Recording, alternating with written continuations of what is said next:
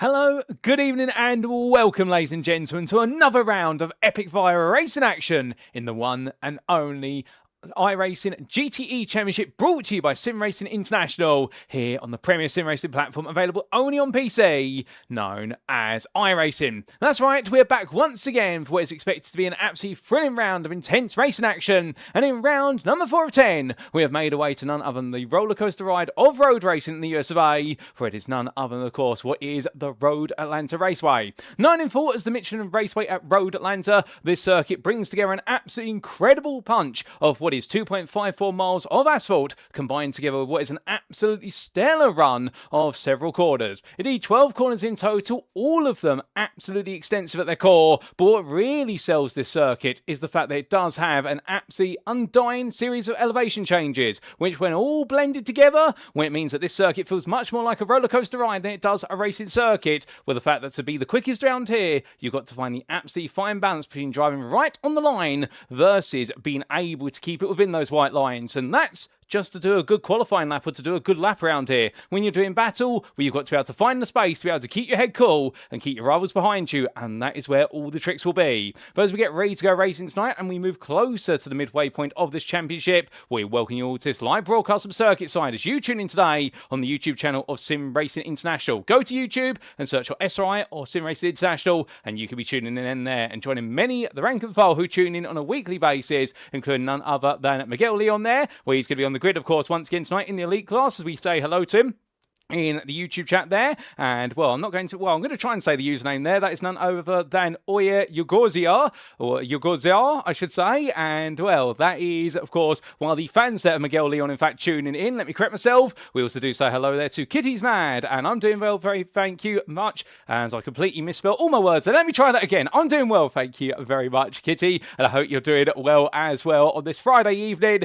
Indeed, here most likely to tune in and cheer on all the Runner Academy drivers, of which we have 2 of them as of this round then this evening. And we also do say hello to everyone else of you who has been a little bit shy and has yet to say hi. But don't be shy, feel free to say hi, because we're all welcoming here at the SimRacing International community, and indeed we absolutely love to have so many of you in the chat week in, week out. Now, as we get ready to go racing today, in the content booth you have myself, my name is Paul Walsh, and I'll be bringing you all your racing action as it unfolds over the entirety of the season. And as we make our way into this round, well, let's give you a recap of how the standings stand after what is 3 rounds of racing and the story as well that goes with it, because the points only tell one part of the story, and everything else added together also tells a much bigger story. As we also do say hello there to Prox there, who says hi, and we say hello to them as well. And if you are wondering, are we missing some audio in the background at the moment? Yes, we are, ladies and gents, and we can't quite hear the audio of the circuit side at the moment. We are going to get that fixed. Don't you worry about it. It is on our radar, and we're probably going to look at that once we have brought you up to speed with the circumstances coming into this round. So without further ado then, let's give you a recap.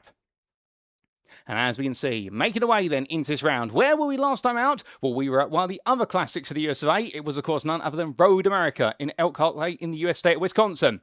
And that was on the 16th of January, whereby it was our first 90-minute endurance race round. And there, what exactly did we get to see? Well, what we got to see there was some absolutely marvellous racing, and it was all just as much about strategy as it was about one-lap pace. And in our elite class, in the absence of several big names who are all looking to get themselves set for the Daytona 24 Hours on iRacing, well, up to the stand come none other than Martin Stattmann. And his game was to try and absolutely run away at the front of the field in his Porsche 911 RSR, which he has changed away to a BMW M8 from this round onwards. He's used his free car change early to make that change. We've got several car changes here today. We'll brief you on those as best we can later on. But Stattmann in the end couldn't quite make the magic happen, because whilst he was the leader before the one and only pit stop, come the end of it, he came out behind his 2 main rivals, and it was none other than what was Miguel Leon and Pedro Luis da Silva. And in the end, it would be Leon who would take home victory just ahead of Luis da Silva for his first win of the season. But what a battle it was between the 3 of them, and Stattmann opted to change tyres where his rivals did not, and the tyre change did not benefit him as much as he thought it would. Meanwhile, in the pro class, the story there was a great recovery drive for Benjamin Massey. In fact, it all went wrong early on in the race after a difficult qualifying session, and he made his way all the way back to a 3rd place finish. Meanwhile, his nearest rival, Rene Roster, was nowhere to be seen at the front of the field as it all went wrong for him. But many will have their eyes on Chris Round, his first victory coming at what was Road America in the pro class, and also the absolutely abysmal bad luck of none other than Enjo Dones, who was leading comfortably and then ended up in an altercation coming out of the carousel with none other than what was Pinto Sombolevente, and well, the Inter driver and the Pro driver definitely made words after the racing, albeit it was all fair, and they talked it through, and well, it was an absolutely frustrating one for Adonis, who was proven to be one of the fastest out there, but all the bad luck seems to continue to strike him. And as for the Interclass, well, GPX SimSport Xenon made it a 1-2, and well, Andrew Fellows in the end was able to bring it on home. Well, not quite a 1-2 in the finisher positions, I should say, a 1-2 in the championship, because it was a 1-3 with Andrew Fellows bringing on home what was another podium, whereas John Ludbrett were coming home to bring home a second win of the season. Meanwhile, between the two of them, it was none other than Logan Timberlake who split the pair, but we're not going to be seeing Logan on the grid today, sadly, because he is at the official real-life Daytona 24-hour event, and we wish him all the best of fun there as he looks forward to tuning into all the racing in person. But of course, it does mean that right now our Interclass is firmly poised, and indeed we could be seeing GPX SimSport Xenon running away with things today. But of course, it is the 23rd of January. We're here at Road Atlanta, and we return to a 1-hour format where the strategy still applies, but we've got 30 less minutes of racing, and therefore with all the intensity comes all the pressure of doing well over a single hour. After which we're making our way to Mexico, and that will be for the Autodromo Hermanos Rodriguez in round number 5 on the 30th of January. Now, we talked about the stories of our classes at what was Road America, but how exactly did the standing stand after what is 3 rounds? Well, we begin with the Elite Drivers' Championship, and what we can see here is that Miguel Leon leads the way right now for Enosis Esports, and he leads after that first win on 138 points. However, he's only 14 ahead of Martin Stattmann, now back-to-back third-place finisher, and the Gazex Racing Team MCM driver wondering where that first win is going to come from, and I suspect today the car change may be a key part of it as he's gone to the BMW M8. However, he's gone away from the cornering car and the car that's best on the brakes to argue the one that's the worst on the brakes but the best on the straights. Tim Perry, fellow BMW enjoyer there, in third place at the moment, and his round at Road America was not without absolute excitement, including what was that absolutely incredible 3-wide battle between himself, Olivia Dean, and also none other than what was Pete Edwards in towards Canada Corner. We saw all 3 go into the corner, and in the end they all emerged, albeit slightly all sideways, but they got themselves straightened out in an absolutely incredible 3-wide moment that we'll never forget, all triggered by Pete Edwards there for HTS Racing. But on the way from Perry to Edwards, from 3rd to 9th, we see in 4th place is Mirko Bortolotti for the Gazex Racing Team MCM, currently not here at the Road Atlanta circuit. Will we see him today? I'm not 100% certain, but if we do, we'd love to see him, no doubt about it, as he falls to 4th, and he does have that perfect record of wins so far in the rounds he's been able to attend. He's ahead of Sylvain Depeche by 5 points for Cube Racing Team, and Depeche definitely had a bit of a difficult time in the office last time out, the Cube Racing Team driver from France, not really getting to grips with things as best he would have liked. However, he did gradually move forward in the end and achieved quite a comfortable 5th place. Pedro Luis da Silva, a 2nd place last time out. It was his first podium of the season, and the fuel saving definitely went very well for him, and the Portuguese driver will be hoping that this is the start of more podiums to come, as he sits ahead of Albert Parrish there by 9 points. The Enosis Esports team, the Spaniard followed up by the German Callum Lux, who wasn't on the grid last time out, but he's back today, and I can tell you one thing right now, he's going incredibly quickly here at Road Atlanta in the early stage of the qualifying session. Pete Edwards is in 9th there for HTS Racing, as we mentioned him earlier. He missed round number 2, but he was back last time out, and he enjoyed plenty of the fighting, even if he didn't take the win or a top 5. And then Henry Schreiber completes your top 10 there for Beast Racing in his BMW M8 on 60 points, 5 ahead of Olivia Dean, who had that non-finish in the end. It didn't quite work out. And then we did see none other than Jack Wells. So Beast Racing completes your top 12 there after what was his 9th place finish at Road America. But coming on to the pro standings, and as we can see here, well, yet to fall off of the podium, it's Benjamin Massey, who has taken 2 wins and a 3rd. His run of victories was brought to a halt last time out, albeit you could say it was self-inflicted in some regards, with the early incident cost him so dear. However, the incident itself may not have been self-inflicted, but the penalty was. And as he makes his way onwards, the British driver right now will be hoping for even more today as he tries to regain what will be that run of wins. But on 160 points, he's 29 ahead of Gazex Racing Team JRM's Rene Rüssler. And well, the Austrian driver by comparison having an absolute nightmare day and did well to recover to 7th place. However, his recovery was not as strong as Massey's.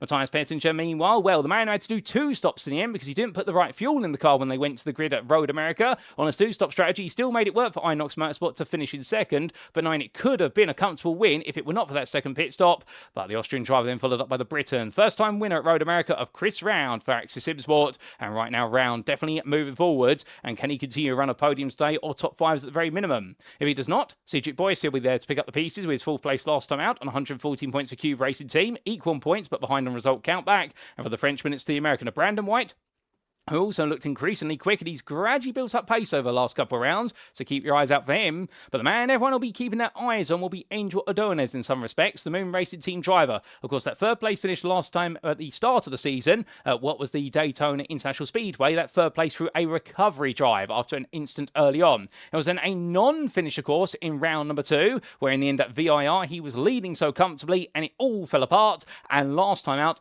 leading so happily once again at Road America, that contact with the Inter driver who we mentioned earlier, and unfortunately, well, for Ordonez, it was a 9th place finish when it could have been a win. Can he finally get that win on the board here? We will see. Jan Litsen's in 8th place, meanwhile, for the Gazex Racing Team JRM, ahead of Flavian Tiefri, and the privateer followed up by Ryan Walker for Altitude 3M Esports, who completes your top 10. Outside the top 10, it's Liam Kelso in 11th place of SimRacing Grid, ahead of Robin Noel Brown, and that's top 12 of the Pro Championship. And as for the Inter standings, well, what we can see is Andrew Fellows and John Ludbrook are leading the way 1-2 for GPX SimSport Xenon, whereas Andrew Fellows has all the podiums in his hands, which John Ludbrook has only made 2 out of 3 rounds so far. He has committed a 0 score as his drop score at VIR, but the GPX SimSport Xenon driver right now with 2 wins in every race he has attended. It's a 100% attendance to win record, and he'll be making sure that that's going to continue today, or at least that's going to be his game plan. However, it is looking very close in this interclass, even the top 2 trying to pull away. Bruno Key right now only a further 9 points behind for WP 300 Esports, and well, it was a difficult drive for him after a major incident at the start line for himself and several Inter drivers when we went green flag racing at the Road America circuit. It didn't go quite right for the Chinese driver, and he'll be hoping that today is a lot more straightforward. Brian Beardsworth, meanwhile, he enjoyed a good run, a great battle towards the end of the race at Road America with none other than what was Craig Tillotson, and well, the privateer finally taking that 4th place, was the 3rd time of trying, had a Logan Timberlake, who sadly we won't see today, but that 2nd place last time out is a sign of greatness to come, and the Sim Party Racing driver known that when he comes back in a week's time, he's got it all to do in Mexico. He's only 6 points ahead of the Hungarian driver there, Osombo Levente, and well, we definitely saw that win in round number 2, followed up by a 6th place in round number 3, but can he return to top 5s or at least a podium today? That'll be his hope and goal. Craig Tillotson sits in 7th there, enjoying a great run. He couldn't quite hold on to 4th, but he held on to 5th for Rhino Academy, head of Marcus Singendonk then, who is a further 2 points behind for Melon Motorsports after his mid-race retirement at Road America. And then Chris Susky, who wasn't on the grid last time out for China Shop Racing, he's fallen to 9th, but he's still 3 points ahead of Eddie Theobald. Outside the top 10, we do have Virgilio Garcia, who sits 11th, and it's James Bostock in 12th place after missing the last round, where he's back today, I do believe, and looking to go for gold. Indeed, he missed out on his GT3 racing earlier this week, so he can make sure he was on the GT grid today, and, well, the man's got his priorities straight, no doubt about that. But coming to the Teams Championship, and here we can see, in terms of your top 10, those in the top 5 spots looking to take home the trophies, at least at the moment. Well, first up, it is none other than Inox Motorsport, who are now starting to carve a little bit of an advantage, but it's a slender one. It's only 12 points. They've moved to the top after what was 3rd place going into Road America, but their continued run of podiums as class teammates means they've moved to the lead by 12 points over GPX SimSport Xenon, who are also moving on quickly. A huge set of results in the interclass has boosted them up. Meanwhile, Gnosis Esports, they hold on to 3rd place. They've moved from 6th to 3rd, and right now the Spanish team are definitely coming forward very quickly. It's only a point between them, however, and Gazex Racing Team MCM, who we do expect to see most of their members back on the grid today, looking to try and resurrect their form. Head of the Cube Racing team, the French team there on 219 points. They really earmark what is the split to the rest of the field, with Altitude 3M Esports outside the top 5 places, but only 22 points behind. They themselves are only ahead of the Gazex Racing Team JRM based on the result countback. And then we do have GPX SimSport Onyx in 8th place there for Pedro Luis da Silva, Robin Noel Brown and James Bostock, as they continue to try and rebuild their form from the opening round of the season, albeit Luis da Silva giving them a huge points injection, it must be said, last time out at Road America. And it's Sim Party Racing and HDS Racing who complete that top 10. And, well, that's how they all stand then coming into this round, with Beast Racing just dropping slightly down outside that top 10. And let's come on to our circuit for today, because, of course, it is the full course layout of the Michelin Raceway at Road Atlanta, located near the town of Brazelton in Hall County of the US state of Georgia, 2.54 miles in length, or 4.08 kilometers, but marry it all together, it's 12 corners, and you've got an absolutely epic thrill ride of the circuit.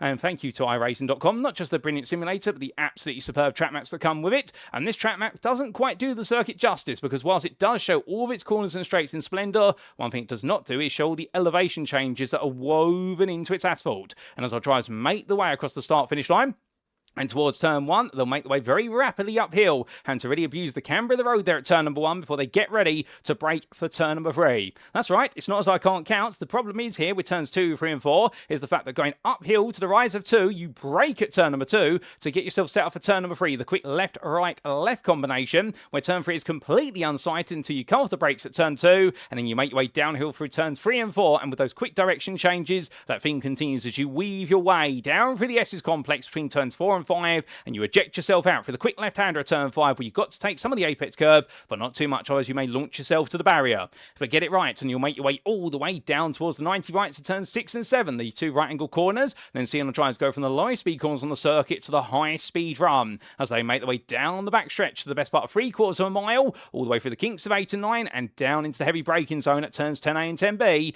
which is of course the newly introduced chicane as of the 1990s. But as the drivers come hard onto the brakes, we will see sparks fly from the under trays of the cars. They bottom out coming down from turn number 9 into that braking zone, and as they make the way through it, left into right, before they go over the rise of turn number 11 and flat out through turn number 12 to complete the lap and do it all over again. If that doesn't take our driver's breath away, or yours, ladies and gentlemen, well, I don't know what will. But without further ado, just as we get ready to go back to circuit side for the final 15 minutes of qualifying, we are going to step away for a brief moment. So we will be right back as we do want to resolve those audio issues in the background. But stay with us, ladies and gentlemen. We'll be back hopefully within the next 1 to 2 minutes.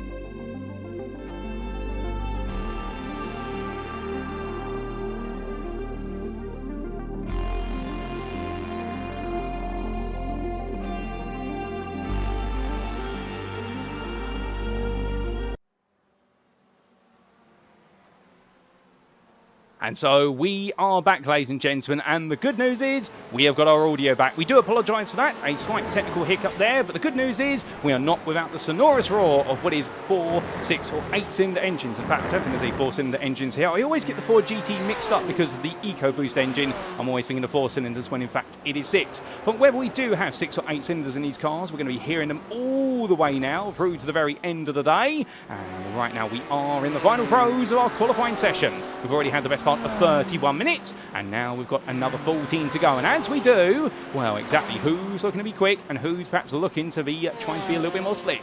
Well, Pedro Luis da Silva currently parked up in the pit lane. He's the fastest of everybody at the moment, elite and overall, but only by a 10th over Callum Lux, the 2 Corvette C8R drivers, both looking quick. And Miguel Leon continuing that theme with Henry Trebig, meanwhile, looking on course for his best qualifying points of the season in the Beast Racing Machine from Antarctica in 4th place at the moment. I tell you one thing, it may still be winter, but here in the sunshine of the US state of Georgia, well, right now the polar bears of the BMW M8 for Beast Racing, they are definitely not afraid to take on the heat here.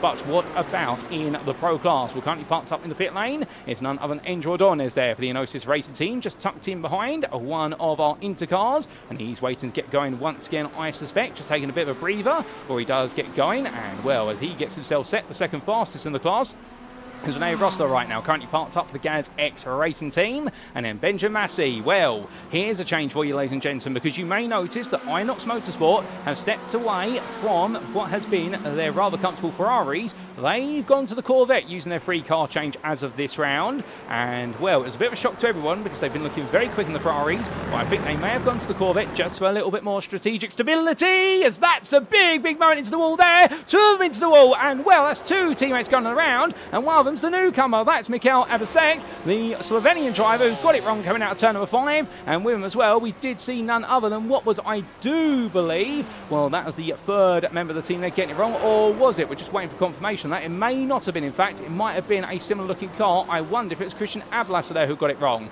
In fact, I think he was in the group there, but they all got it wrong out of that corner. But the key theme is, well, there's 2 things we need to note with regards to the Inox Motorsport team, is that firstly they've gone from their famed Ferraris to Corvette, and also they do have their GT3 team manager. He's decided to go from GT3s to GTEs and join us on the grid for the remainder of the season, and that is none other a big welcome to this man as he leaves the pit lane and tucked in behind the car there on Matthias Pettinger, who was involved in that moment. I do apologise, I thought it was Pettinger, and well, in the end I couldn't get the data to come through to tell me it was, but in the end I should believe my eyesight. And well, they're all together today, and well, we do welcome Miguel to the grid, and we hope he has fun out here. We had the chance to catch up with him earlier on this week, and he was very much looking forward to get on the grid, and well, we're very happy to see him on the grid, no doubt about it. And well, it might be a baptism by fire so far in qualifying, but going to be a bit more straightforward when he does go green flag racing. Now, he's one of our new names on the grid here, but coming from what is the Pro class to the Inter class, well, right now, the man who's taken one win this season at VIR, he is currently looking to be the fastest here, albeit not by much, because he's only 2/10 faster than John Ludbrook, the man who is second place in the championship, and this is Pinto Sombolevente. As the Hungarian driver makes his way out the hill, and well, the number 91 driver is BMW M8. I can tell you one thing, when things haven't gone right, he hasn't given up. When the going gets tough, he's definitely got going, and that makes him tough on this grid to beat. And John Ludbrook right now will be looking to try and find a way back as he makes his way around in the GPX SimSport Onyx machinery. But as he makes his way across that timeline right now, well, I can tell you one thing, the number 14 driver here, he's definitely trying to maintain that 100% win record. And as your third fastest driver in the Interclass, well, we come to another debutant. There he is for Verano Academy. He joins Craig Tillotson on the grid in the Interclass. It is none other than Kevin Smith, and he's bringing his Porsche 911 RSR to the grid in a very colourful livery there. And I do believe that's one of the newer edition liveries at Verano Academy, because we're very used to seeing him in what would be the white and red scheme, alternatively black and red scheme. But here we've definitely got what is turquoise and black with a little bit of yellow splotched into it. And well, I can definitely say it is a unique livery and a nice one at that. Can we get any close-ups of it? Not quite, but I'm sure we will when we do go racing. But good luck and welcome to Kevin Smith, and we look forward to seeing what he's going to be able to do. And he's definitely been doing plenty of racing on the simulator. I've known him to be racing in several series, including the Next Gen Racing Touring Car Championship as well as GT3s over the course of the last 4 years. And I do believe that Verano Motorsport, indeed I say Motorsport because as well as their esports team, as of last year, they've actually started to take part in what is real-life motorsport, starting with the Ford Car Championship, or Enduro Car as it's known, and the Verano Motorsport Ford car, the very yellow and black machine, where it made its debut towards the tail end of 2025, and I look forward to hearing more about their stories as we go into this year, presuming they are still going, but I do believe they are. But as we continue to wind the time down, we do say hello to a few more of you in the YouTube chat, including none other there than AST Loaf, and that is Logan Timblake, who says he's not racing today, and well, as he looks to enjoy what is Daytona, and I do hope you're having a good time there already, Logan, and we're all envious of you in the fact you're getting to enjoy arguably one of the biggest, not the biggest event of the year, beyond the Le Mans 24 hours, of course.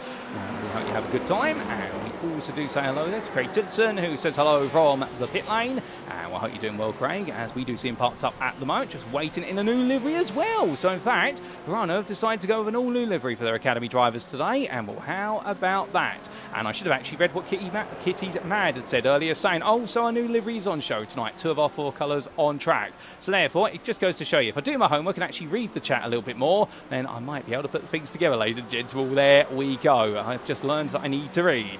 But as they all make the way on through, we also say hello to Gail H there, who says, looking forward to this one, go Altitude, and that's Altitude 3M Esports, of course. Not quite the man we're looking at the moment. This is Virgilio Garcia, as he makes his way down the hill there in the number 7 Corvette, but he's not got a lap on the board at the moment, nor has Chris Susky. Both drivers yet to get a time on, but they're going to have to get a move on here, both of those Inter drivers, because there are 42 drivers here right now, and starts at the very back of the field. Even if you are an Inter driver, that's not going to make your life terribly easy whatsoever, because these GTEs, they lap around here at a sensationally quick rate. And well, when the lap time for the fastest driver at the moment is a 14.589, that tells you everything you need to know. The laps around here are just over a minute. We're going to see plenty of laps over the course of 60 minutes. And I do remember the last time I covered GTEs here at Road Atlanta was all the way back in, I do believe, the early stages of 2025. It was in the iRacing official series, sponsored by Conspit, and there we got to see what was an incredible 2-horse battle between drivers, both a pair of Ford GTs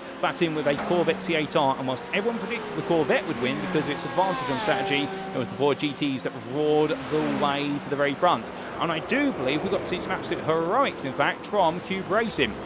It was not this man, Sylvain Depeche, in his Porsche 911, but in fact, I think it was at the time. Was it Olivier Dean? I don't think so. I think it was their Ford GT driver. And, well, where is our Ford GT man of the hour who I'm trying to refer to? And I do believe he's not here today, unfortunately. And that name being none other than what is, if my memory serves me correctly, it'll be none other than CJ Boyce in the end, who enjoyed an absolutely heroic run around here in that race, if my memory serves me correctly. But as we look back to the here and now, we come back to the mental present. Well, meanwhile, we look to Marinko Jornowski. And Jornowski right now, currently 7th fastest overall, just ahead of Andrew Adonis' time by 2,000. And Adonis is going to be the one that everyone will secretly be hoping has a happier day here today. Now, of course, what you've got to think about is the fact that's even from his pro peers. They will be hoping he has a better day because, of course, nobody wants to lose to one of their rivals in the championship, but when your rival, he has a lot of pace, he comes to every round absolutely prepared, and every time he comes to the grid, he leads to the opening 15 to 30 minutes, and then suddenly disaster strikes. Well, understandably, nobody wants to see that for a driver. Perhaps once, because that's the natural law of motorsport, which is things will go wrong at some point. It's how you bounce back. But not 3 times in a row. You never want to see that for a driver. That's horrendous there, and that is absolutely championship crippling, as we'd like to say. But as we say hello to Steve Rubino there, and indeed, I think he'll be happy to see the racing here at one of his home circuits from the USA. And if you don't know who Steve Rubino is, he's a very talented man who, of course, absolutely delivered in what was season 10 of the GT3 Championship here at SimRacing International on Thursdays, where the man was absolutely untouchable in the Evo class. I do believe it's now moved to Premiere there. I'm sure he'll confirm if I've got that right or wrong, but very happy to have you here, Steve, and I hope you're doing well. But as our drivers continue to try and do well, we come back to the Interclass, and in fact, as John Lubrick makes his way around, let's jump on board for a flying lap.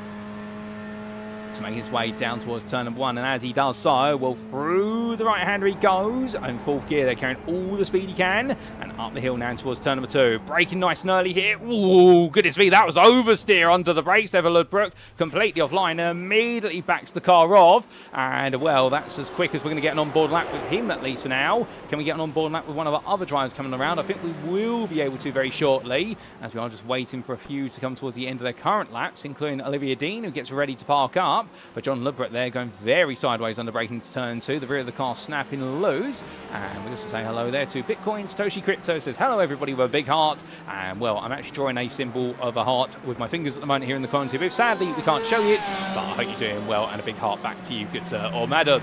But as our drivers make the way a bit deeper, well, let's tuck back on board with one of our other drivers. Here we go with Marinko Jornowski. Can we get a full on-board lap with him?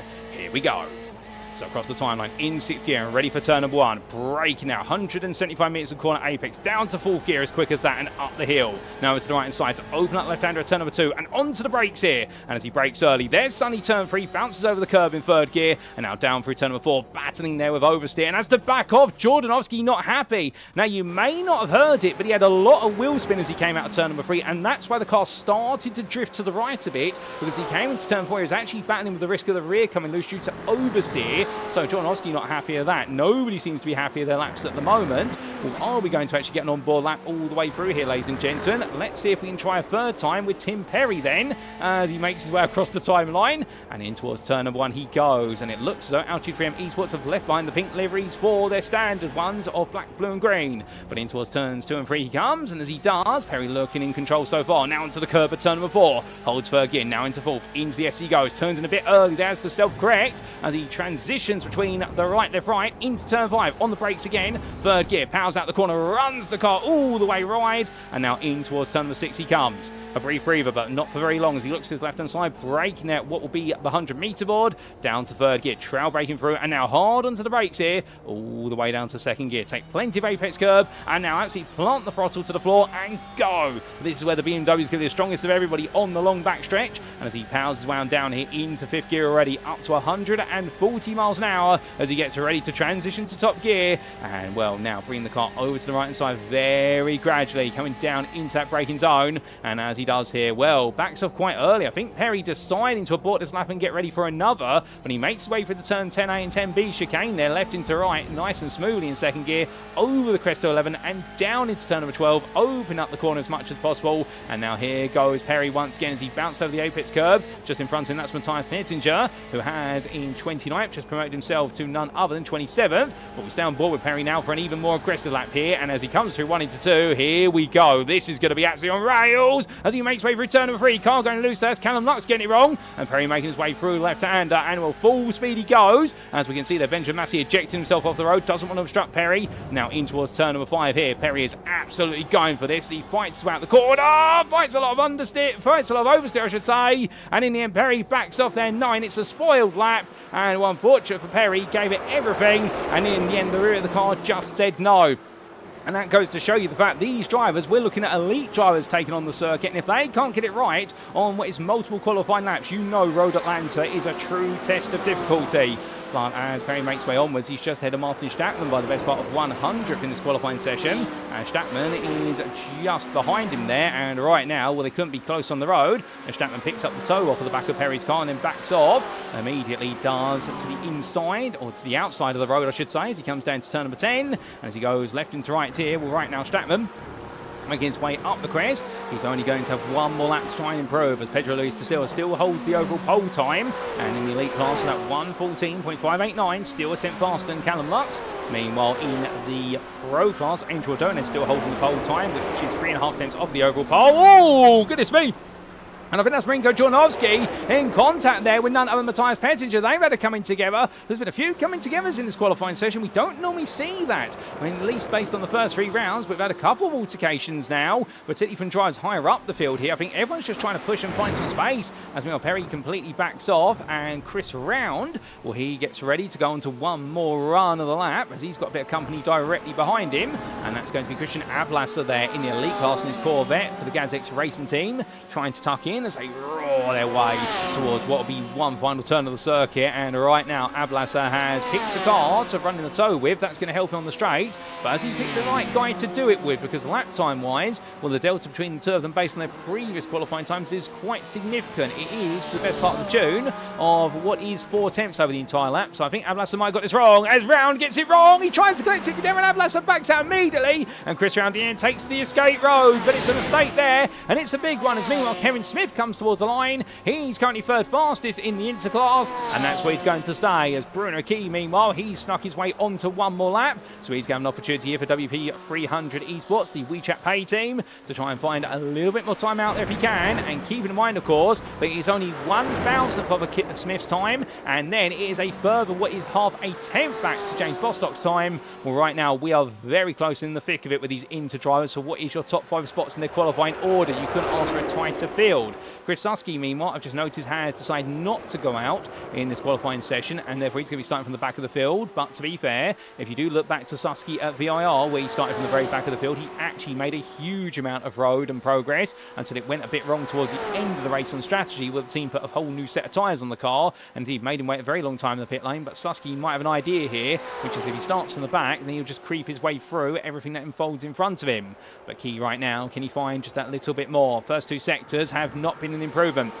And he's going to do it. It's going to be right at the end here as he makes his way down the hill in towards turn number 12. And can the BMW driver find a bit more magic? Can he put himself into what will be the top 3 spots here? And the answer is yes, he can. He finds a further what is none other than 32 thousandths. And Key moves up to 3rd in the interclass, 30th overall, demoting Kevin Smith behind him. And that is going to be your last qualifying lap, ladies and gentlemen, as Virgilio Garcia cools things down here. And, well, what a qualifying session it has been. But Pedro Luis da Silva takes his maiden pole position of the season by a tempo. Callum Lux on the front row for the elite and overall grid. And then we will see Angel Donez be your pro pole sitter once again. This is going to be his 4th pole position of the season in pro. He will start in 8th place, head of what will be Rene Rosso, who's all the way down in 13th place, and Benjamin Massey will be 21st, and then it will be a Pinter Sombo Levente who takes the Interpole position in 28th place, ahead of John Ludbrook and Bruno Key, who all line up with him. So with that qualifying session complete, we now do have a 5-minute warm-up period, or should we really say a cool-down period, where they've got to then get themselves all warmed up.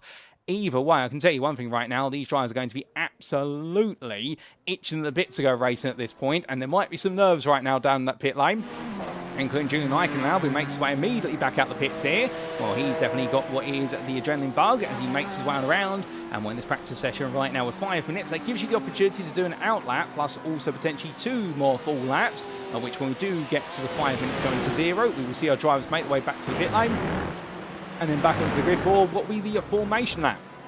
Well, as Eichenlaub comes around right now, the Jens Brothers competition driver 9, that things have gone reasonably well in qualifying, but there's more ground to be made here in the race. And what exactly can we expect in the race? Well, in terms of the differences of the cars here, which cars can we expect to go well? It's a very interesting circuit, Road Atlanta, because on paper, the Ford GTs and the BMW M8s, they are very quick around here over a single lap. Over a sprint race distance, so around 30 minutes, they can be exceptionally quick.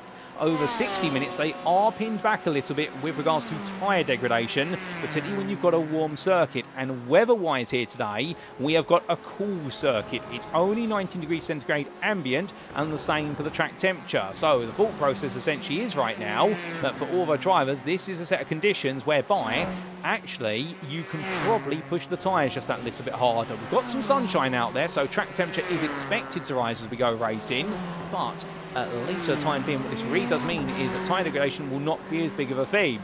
However, as always, what we can expect is over the race distance, the easier to drive car of the Porsche 911 RSR, and that's not to say that those who drive the Porsche have got it easy, to be fair. It's easier to drive in terms it's more predictable in its behaviour perhaps over that rear end.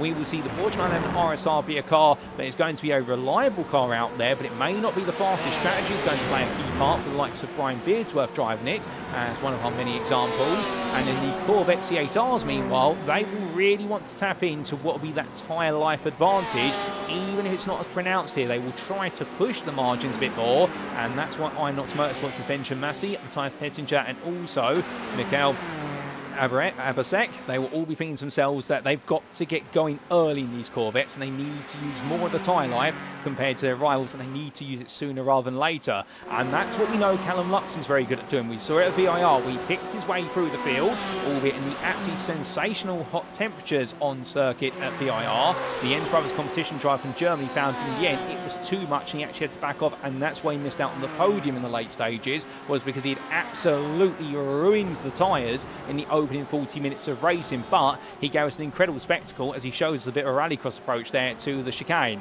But as he makes his way back on, here he may not have that problem, so expect him to be very quick from second place on the grid. I wouldn't be surprised if we see him try to get the lead early and just run with it if he can. As for what is our fifth car, the Ferrari, well, we don't have too many of them here anymore. Now, we've only got one here today, but the Italian mark is being represented by Olivier Dean for Cube Racing Team, and the Ferrari can never be ruled out, of course, as he makes his way on around in it, because it is that car that has that very narrow operating window, but it is a very quick car within that window, but it'll be to Dean to try and keep it there all the way from start to finish. Now, we are missing a couple of drivers today, and in terms of the ones who we've been able to get the inside stories on, well, of course, Logan Tim Blake being at the Daytona 24-hour event, but we also do have the absence in the elite class of Justin Noel, who unfortunately has picked up a brake pedal issue with his sim racing setup. He has got replacement parts on their way, but he couldn't quite get them to arrive today, so therefore we are missing Justin. And Justin, if you are tuning in right now, we are sorry not to have you on the grid today, because it's never quite the same when we don't have you here, no doubt about it. But we look forward to when you are going to be back. So I can tell you one thing, all the drivers right now, I suspect when you come back in Mexico in a week's time, they'll all be thinking, all right, we've now got another huge competitor to battle with. But speaking of the car we didn't see in qualifying, the China Shop racing machine of Chris Susky, here it is in the 96. And right now we look forward to seeing what the American driver's going to be able to do. And as he makes his way on around right now in that Ford GT, we'll never rule him out, to be fair, because whilst he'll be starting from the very back of the field, he definitely has a knack for finding his way through places, and you never know. Perhaps he could chase the top 5 in the Interclass, or even higher in a very lovely livery machine. But as all our drivers get themselves set, only 30 seconds left on the clock. And indeed, as our drivers now get ready to head to that grid, a little bit of a historical footnote with regards to this circuit, ladies and gentlemen. There are quite some very interesting stories about Road Atlanta, but we're not going to go into all of those today. We need a bit more time, and also some of them might be slightly 18 rated with regards to what they concern. However, one story we can tell you is prior to the 1990s, the long back straight that you do see here today, and turn number 11, Because there used to be no chicane, the long back straight went into 11 and downhill into turn number 12. They had to add the chicane because of the colossal speeds cars were reaching and the danger aspects of cars having to brake into turn 11 essentially. Just keep that in mind if you ever want to think about a roller coaster ride before safety really took over. But with that, ladies and gentlemen, our drivers have played it safe in the warm-up, and it's time to head to the grid and take off the safety because it's going to be full-on action here for 60 minutes at none other than the Road Atlanta circuit. So as they make the way to the grid, this is how our drivers line up for round number 4 of the GTE Championship Season 1, as brought to you on iRacing and hosted by SimRacing International. It's Pedro Luis da Silva who takes pole position from Portugal for GPX SimSport Onyx. His maiden pole will be followed up there by his fellow Corvette driver from Jens Brothers competition of Callum Lux, who chases his first win still. The German driver will then have the Palestinian driver of Miguel Leon starting third for Enosis Esports, head of Henry Schwebig, the BMW M8, who breaks up the Corvette flow. The Beast Racing driver starts fourth ahead of Olivier Dean in the Ferrari, and he's going to look quick for Cube Racing Team. And the Frenchman has the company of Julian Eichenlaub, who starts sixth for Jens Brothers competition. Indeed, Jens Brothers Day could bring home a Marathon Hall of points if they can keep it together in their Corvettes and Fords respectively. Then we do see Marenko Jornowski starting seventh for the Gazex JRM team, ahead of your pro pole sitter of Angel Ordonez. And for Enosis Esports, can he at the fourth time of trying finally bring home that first win of the season? We will see. Martin Stattmann begins this one in ninth for Gazex Racing MCM, ahead of Tim Perry for Altitude Frame Esports, but Stattmann switched to the BMW. We'll have to see how it rewards him in the race because it hasn't rewarded him qualifying necessarily compared to the pace we've seen in the Porsche. Outside that top 10 in 11th, it's none other than what is Albert Parish for Enosis Esports, ahead of Sylvain Depeche for Cube Racing Team. And then we have your second of your pros in 13th for Rene Rissler for Gazex Racing JRM. We then have Chad Henson starting 14th for Los Dos Privado, the American driver just ahead of HTS Racing's Peter Edwards. And then it will be Christian Ablasser in 16th for Gazex Racing MCM, ahead of Soren Kroll for Beast Racing, who has a difficult qualifying session, but he's definitely in good company around him because he has Joris Peters Veem 18th from the grid alongside. From the priority, it will then be Beast Racing's Wells there. That's Jack Wells in the 282 19th, ahead of Mark Hutchinson for Altitude Frame Esports to complete the top 20. And then outside that top 20, we come to more pros and some inters, because it's Benjamin Massey who starts third in class for Inox Motorsport in the pros, 21st overall, ahead of Scott McLaughlin, who's 22nd for HTS Racing. And it'll be an all-pro row number 12 of none other than Jan Lintz for Gazex Racing JRM, ahead of Chris Round for Axis Sport, the winner from Road America. We then have Matt Broom starting 25th for HTS Racing, completing the trio, ahead of Inox Motorsport's Matthias Pettinger, with then Mikhail Abasek, the Inox Motorsport driver, in 27th on his debut. And from the Slovenian driver, it'll then be none other than your Interpol sitter of Pinto Sombor Levente, the privateer from Hungary, ahead of an all-Inter 15th row of John Lubret for GPX SimSport Xenon, and WP 300 Esports' Bruno Key. Outside the top 30, 31st, it's going to be Kevin Smith on his debut for Rhino Academy, ahead of GPX SimSport Onyx's James Bostock. Ryan Walker begins the day 33rd for Altitude 3M Esports, a Scotsman in the company of the Britain of Andrew Fellows. From the GPX SimSport Xenon driver is then Sujit Boyce for Cube Racing Team, ahead of Eddie Fearbold, with Mellow Motorsports' Marcus Singledonk starting in 37th place, and he will be ahead of Brian Beardsworth. From the privateer, it'll then be Verano Academy's Craig Tillison, who starts on what's the penultimate row of the grid there in 39th, ahead of Virgilio Garcia. And then on the very last row of the grid, ladies and gentlemen, it'll be MRC's Chris Keenan from Belgium and China Shop Racing's Chris Susky with no qualifying time. But then again, he doesn't need to qualify to do well. He's just got to pick his way through the field, perhaps. But without further ado, ladies and gentlemen, the drivers make the way on down, where we are not too far away from going green flag racing. And well, as they all gradually head towards the end of their trip here at Road Atlanta, we look to that scenic view, of course. The safety car makes its way on through, but very soon attentions will turn to this man, Pedro Luis da Silva, because he gets ready to build up the revs. The safety car will pull away shortly, and it'll be over to him to take us to the green for 60 minutes of racing in round number 4 of the GTE Championship, brought to you by SimRacing International. And now to the final corner they come, and it's green flag. They go towards turn number 1. And Luis da Silva in the end goes immediately on green as they roar the way into the braking zone. But look at this, Lux and Leon. They are free wide diagonally and under braking. There's a couple of cars going a bit deep there, but everyone in the lead, top 10, are safely on through. More cars making their way on through right now. So there's been a small split in the field further back. But I suspect that's where a few cars are starting on the exit of turn number 11. But they've all safely made it through. Oh, no, they haven't. As there's a bit of an instant there, and that's going to be while the Beast Racing Machines turn sideways, but it survives going to the barrier. And I believe in amongst all of that, we've had some difficulty for Soren Kroll, amongst others. We'll try and get a replay of that when we can. We've got damage at Edwards and Wells, and meanwhile that's Jan Lintz. Lintz has been ejected there through the S's for Gazix Racing JRM. I'm not quite sure how he's been ejected, but you can see the aftermath and where it's gone wrong for him, and indeed for Kroll, and also Wells and Edwards. Meanwhile for Pedro Luis da Silva, this is the perfect start as he makes his way down the back stretch, but Callum Lux and Miguel Leon are right with him. But as they roar the way down towards turn number 10, well, goodness me, it's been a dramatic opening lap.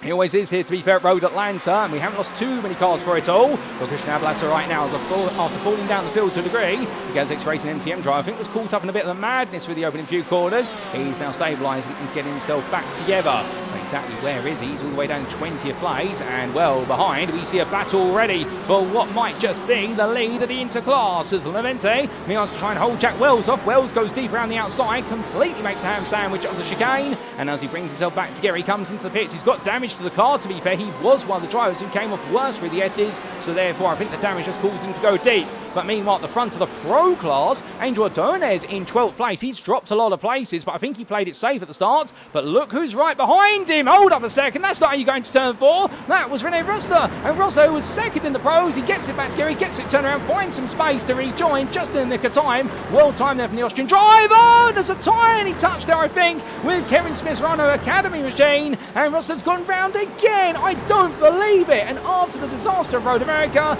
right now the Austrian driver's had 2 from 2 here, and it's only happened in the first 2 laps. My goodness, but he's got time to recover, but it's going to be a long journey at this point to do so. But further back, well, whatever is happening at the front of the field, meanwhile, it's absolutely action-packed racing at the back of the field, as is Craig Tillotson for Renault Academy, keeping Chris Susky and Chris Keenan behind him. And right now, it's 2 Chris's trying to feast on a Craig as they make their way down that back straight. But Keenan looking closer and closer here as we ride on board with the MRC machine. And Susky has made 2 places already in class, having passed his way past Virgilio Garcia, who had a bit of a nightmare start to the race. And, well, not quite sure what's happened to Garcia, but we'll try to understand that shortly. But down they come in towards what will be turn number 10. And right now, the Belgian driver here, I think, just playing it safe and watching what's unfold in front. I think several drivers here are going to be doing that right now, just for the simple reason that they need to get into a bit of a flow. But meanwhile, Marcus Simondonk doesn't really have that luxury, because in front of him is Eddie Theobald, and meanwhile behind him is Andrew Fellows. And Fellows is trying to look for a move, and Fellows struggled in qualifying, starting only 6th. He's been ejected 2 places down, and right now Fellows, he wants to get that 100% record of podiums. He's going to have to get going here, because right now this is not how you start the race, or indeed the race day. And again, we do know he's a stronger race driver than he is a qualifying driver, and therefore he's going to try and gradually make up some of that ground. Whilst all our inter-drivers are definitely getting more acclimatised to each other here, and it's so great seeing an inter-class that's absolutely so close between our drivers. Well, we're looking then back to the front of the field, because here is Pedro Luis da Silva, Callum Lux right behind him. But is Lux already thinking about the bigger picture? Is he trying to do it slightly differently from VIR? Because at VIR he had all the pace, but he didn't have the strategy. Here today he seems to have both in hand, as meanwhile, and he's very big battle side by side with Jonovski. Jonovski inside to outside, the battle of the BMWs. Jonovski's not too happy. He's been squeezed a little bit wide, as meanwhile Martin Stattmann, his teammate, queues up behind. And the Gazix Racing drivers right now will know that Schwebig is not here to let them go. As we ride on board, looking back from the rear of the Beast Racing driving, here comes Jonovski again. It's turn 1, but it's the feint as he tries to look up the inside into the opening corner. And well, right now I can tell you one thing, these guys are absolutely on rails. There is nothing between them and their BMW M8, and this is all going to come down to the driver and how they set up the car. As of course, remember, this is an open setup series. Our drivers choose how they set up the car, much like in the iRacing officials. And these BMW drivers right now, I suspect they will put quite a bit of rear wing on the car to make sure they can carry the quarter speed, but also they won't have too much, otherwise they'll lose out on the back stretch. But heading in towards turn 6 and 7, one of the great things about these cars, of course, the fact they can change the gear ratios, and that helps change up the speed limits of the cars from circuit to circuit. As we see a lock up there on the front left brake for Jonovski, and that's going to cost him a lot of time, and that's going to buy Schwebig plenty of space to work with here in 5th place in class, as he makes his way down the back straight. But as he makes his way onwards, meanwhile, we look a little bit further down the road to Sylvain Depeche, and we see here the Cube Racing Team driver from France right now in the 281. And he's chasing Albert Prisch as much as he can, but I think the Porsche, the highest Porsche of our running order at the moment, might just be trying to stay in the draft of all the cars in front of it, and just trying to make sure that he doesn't lose any time and he can gradually gain time later on in the race distance. But further back, we've got Ryan Walker enjoying a little scrap with Mikhail Avasek, As we see the pro battle for 5th place, and Walker's just pulled ahead. He's on the back of John Ludborough, the Altitude Trim esports driver, who was of course switched from Elite to Pro as of the last round at Road America. And I'll tell you one thing right now, it does seem as though that switch of class has made him feel a little bit more comfortable out there. And the Scotsman, a very talented individual, whether he's in the car, alternatively behind the camera, there's a lot of sim racing photography, including the SimRacing International, alternatively commentary as well. Indeed, a very established commentator in the sim racing sphere, having worked with RaceSpot TV on several occasions. Well, right now, Ryan Walker definitely knowing how to withstand the pressure, where he's on the circuit or at the side of it or in the booth near the circuit. And right now, the 197 driver enjoying a good run versus Ludborough, but his target, of course, will be Chris Round, the man who's just a little bit in front, who's got Kevin Smith to deal with as well. But from there, we look to US Peter Zweem, who has Matthias Pettinger looking up the inside. And Pettinger trying to make some more overall progress here. A little bit of oversteer there for Peter Zweem. And here comes Mark Hutchinson trying to get the better run out the corners. The Altitude Trim esports driver. And then sees the battle in front of him and thinks, can the Ford GT outrun them both? And the answer is no, it can't. Hutchinson, in fact, looks like he's struggling here to keep up. Now, I wonder if he's lifted off the throttle there, because the fact he's falling back so quickly, that's not gain in terms of straight line speed. If it is, then suddenly that 233 is losing about 5 miles an hour on the straight by comparison. I suspect that's going to complete lift and coast in towards turn number 10, and he's trying to save a huge amount of fuel here to gain race time before he attacks Peter's Beam again in towards turn number 1. Once we jump on board here with the 233, he's that close at the moment and backing off even more as he makes his way through that right-hander and up the hill. But Hutchinson here taking his time, and Petersby gets it wrong, runs out wide, onto the grass, he goes to rejoin, but not before he makes haste to the barrier. And, well, the Dutchman comes back onto the road, but that's going to be a frustrating one, no doubt about it, and one easy mistake to make for the 251 driver, but a costly one at that, as he now makes his way back down in towards the S's here, but he'll need to recover from that one as quickly as he can. From here, meanwhile, well, Matthias Pettinger fighting now Mark Hutchinson. Hutchinson had a really good run out of turn number 5 on the exit of the S's, and now the 233 driver has been unleashed onto the world. So Hutchinson, I think, was just playing his cards right. He was not looking slow because of rear wing. He was looking slow for the simple reason he wanted to fuel save and not annoy the two in front of him.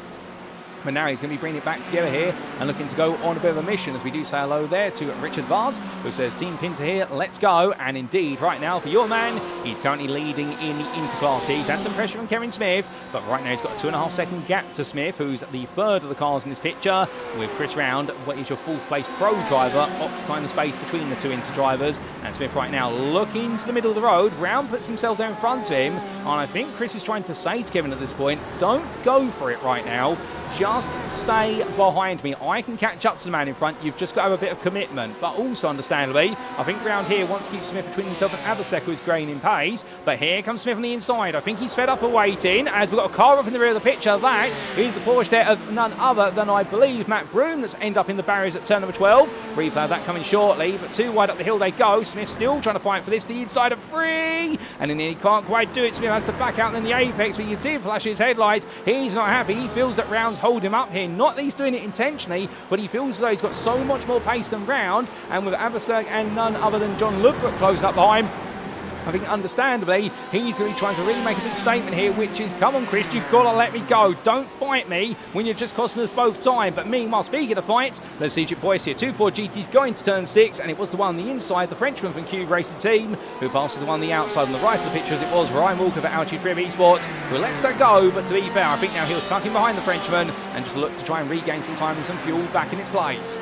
From there, we now make our way back to the elite class, and well, here comes part number 2 of what could just be the match that goes the full 12 rounds here, as we do see Johnowski looking to the inside of Schwebig again. But in this titanic battle here, which could be considered a bit of a boxing match with the way they fought so far, well, right now Schwebig is not giving in whatsoever. He knows if those Gazix racing cars get ahead of him, they will be getting closer to what will be that front of the field quicker than he can say, how did they pass me? But Johnowski right now then's got to get inventive of the move, but you can see what it's doing to the rest of the field behind. It's teaming them up, it's bunching them back up here. So Perry and Albert Krisch and Sven Depeche and Julian Eichenlaub, they're all going to be looking at this and thinking, right, if they're going to fight like this, we might as well use it on strategy, unless they think they can start to pick their way through. But for John Oski and Martin Stattmann, this is a painful place to be, because the lead cars of this group chasing behind the lead man. Well, if you think you've got the pace, you don't want everyone else catching up behind. But as the tries make the way on through, well, coming all the way down these back straights at the moment, we look to Mark Hutchinson. And Hutchinson here in the Altitude 3M Esports 233. He's still in the back of Matthias Pettinger. These two have swapped places around since we last left them. Indeed, it was Hutchinson getting ahead out of turn number 5 when we left them alone. And then suddenly Pettinger has found his way back. I think they're trying to cooperate with each other as best as they can. And with that, we're going to be a bit cooperative with our replay camera and make our way back in time for some replays of the madness and also the excitement of the opening few laps.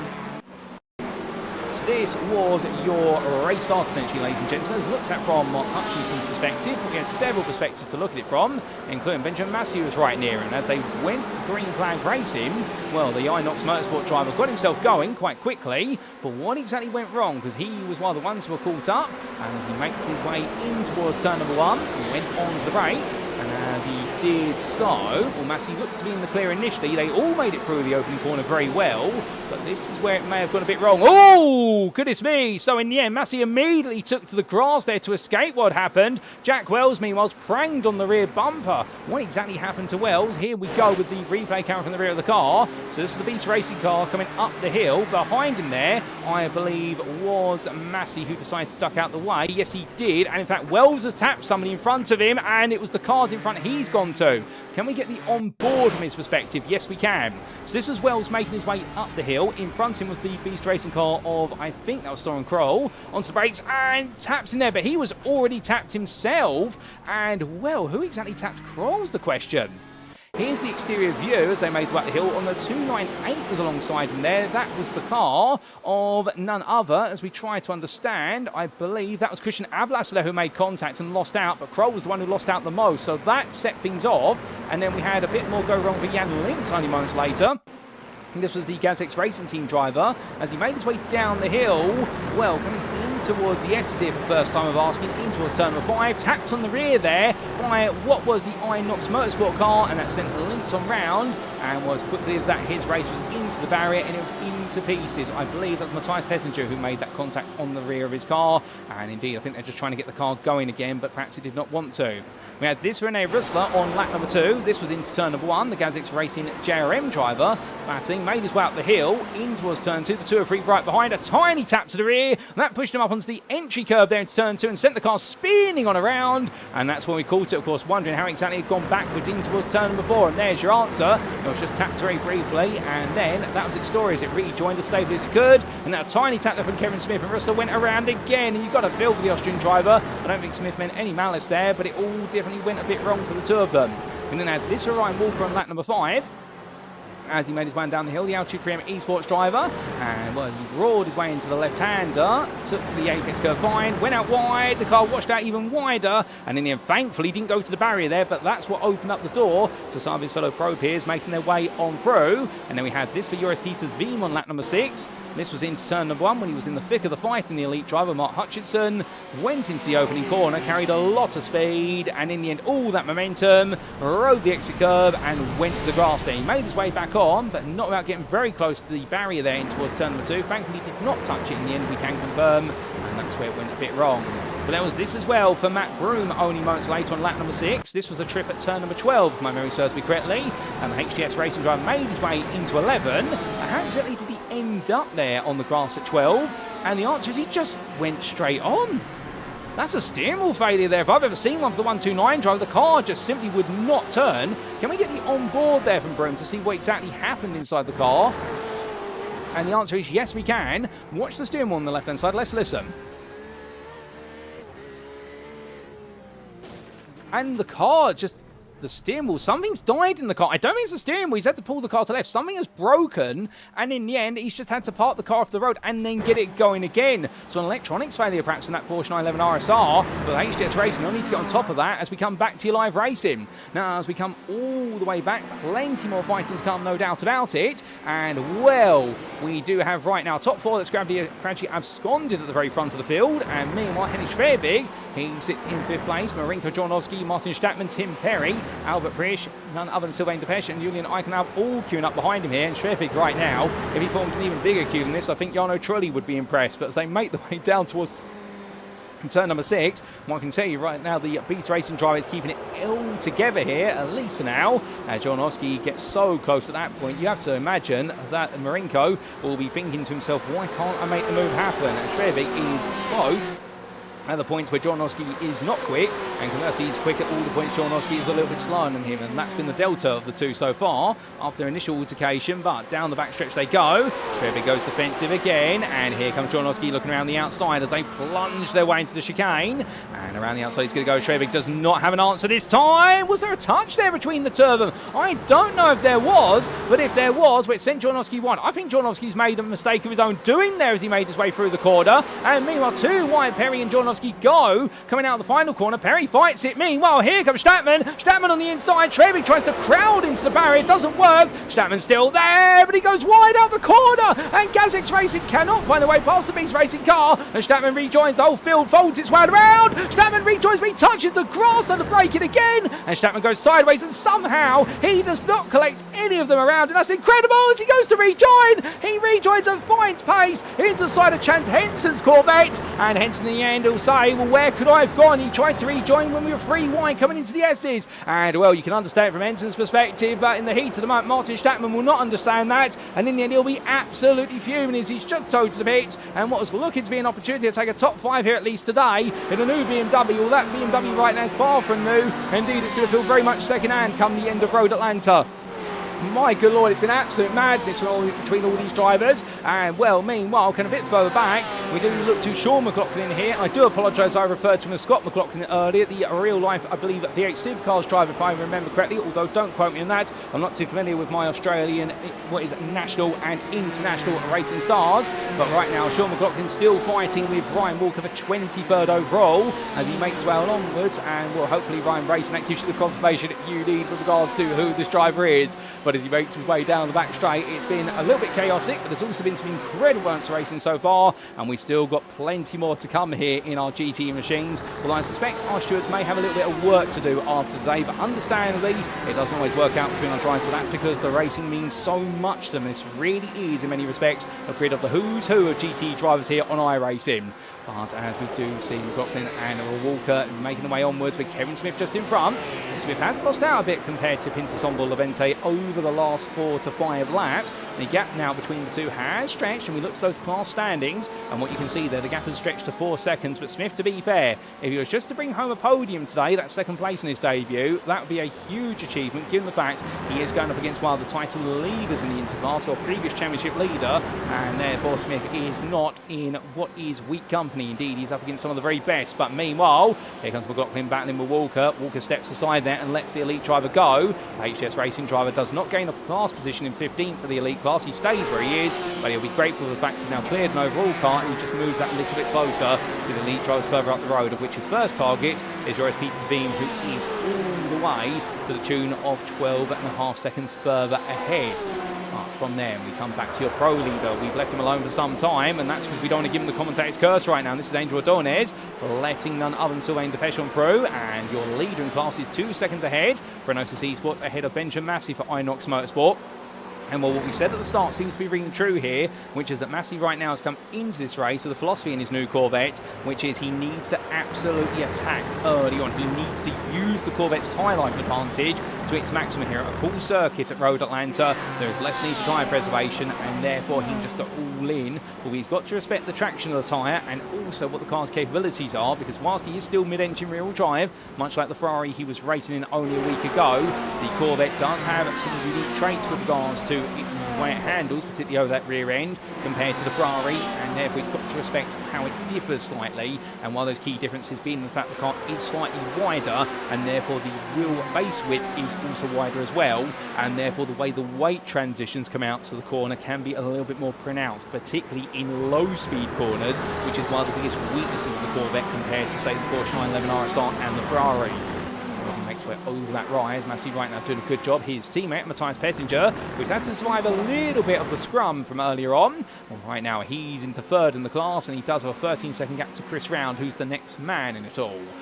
From there, we then make our way back up towards your leader overall and in elite, Pedro Luis da Silva. And as he makes his way in towards turn number 6 here on camera, what we can see is Callum Lux is still staying with the GPX SimSport Onyx driver, and behind the Jens Brothers competition machine, it's Miguel Leon for Enosis Esports, the Elite Championship leader, who has fallen away from the top 2. The last couple of laps have not been kind to him. In fact, the last couple of laps have seen the pace gradually slide to the tune of 4 tenths in the favour of the top 2 versus Leon. But then again, I wonder if the 293 driver here is perhaps thinking to himself, well, I haven't got the draft of the guys in front, so why don't I just manage the race a little bit more and give myself all the tyre life in the second half of the race, or at least after the pit stop.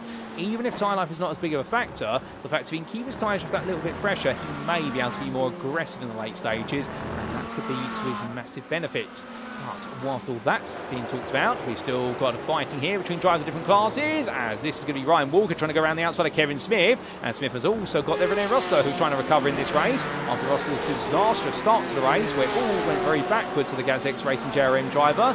As he chases after Porsche in front of him, we jump on board with the 107. You can see here, look at the overspeed, and Smith immediately pulls to the right side there. 9, there is no way he is stopping a fully committed BMW M8 with its V8 twin turbo from coming on through, as Russell's practiced on the rev limiter there. And well, they've made 6th gear as short as possible in that car because of the fact it's got so much acceleration in the lower gear range. And meanwhile, well, a brilliant run there from Russell coming out of turns 10A and 10B, all over the back of Walker. This is a 7th place. It is for pro position, but Russell there so close. He misses his apex and almost runs wide, but looking to the inside here, goes all in on the brakes, and Walker in the end breaks a little bit earlier. Rustler decides to throw it all in and gamble on black, and he does exactly that there as the black and green machine moves up in the 7th place, head of the blue and green machine of the L23M Esports team.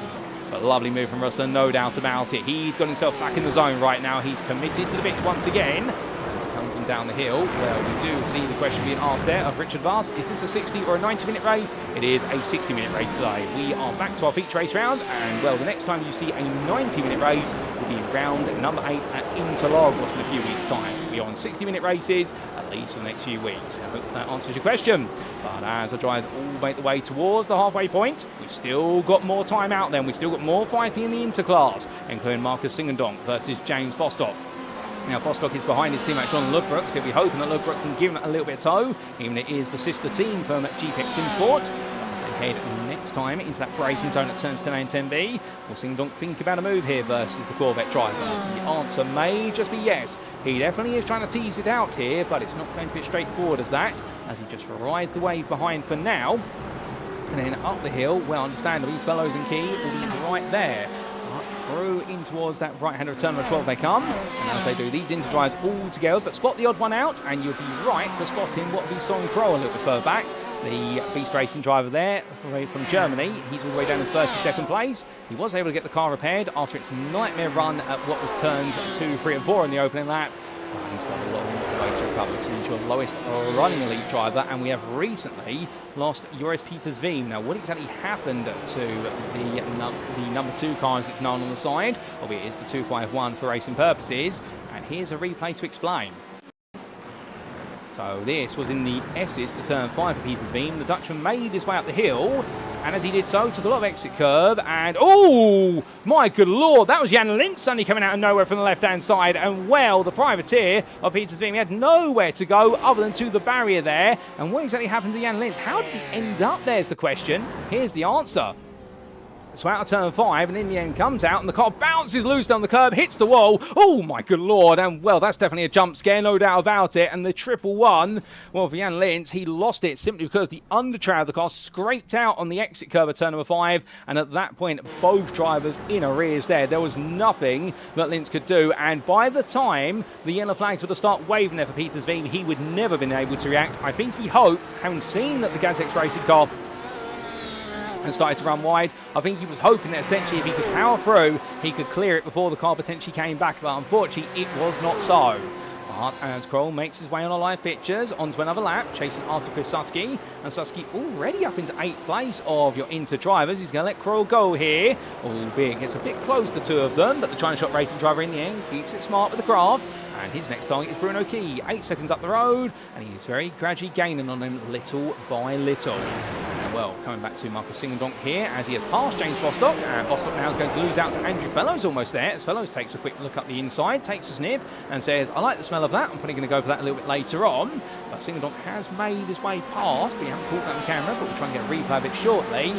Delphine Bostock now falling back into the clutches of another sister team car, and Bruno Kiers at the back of this group, as Lubrook is now starting to pull away a little bit. But that could all be for naught, to be fair, depending on what's to come next, as we believe there's been a big incident up the road. Here is a car that's rolling backwards. That is Albert Priish. Now, where is that? I think that's at the S's, or at least turns 3 and 4. Yes, it is. He rejoins there from the escape road, and Henning Schwebig has got damage to the car. He's got a meatball flag. That means he's got to come into the pits within the next 2 to 3 laps for repair work, otherwise the car will be disqualified from the race.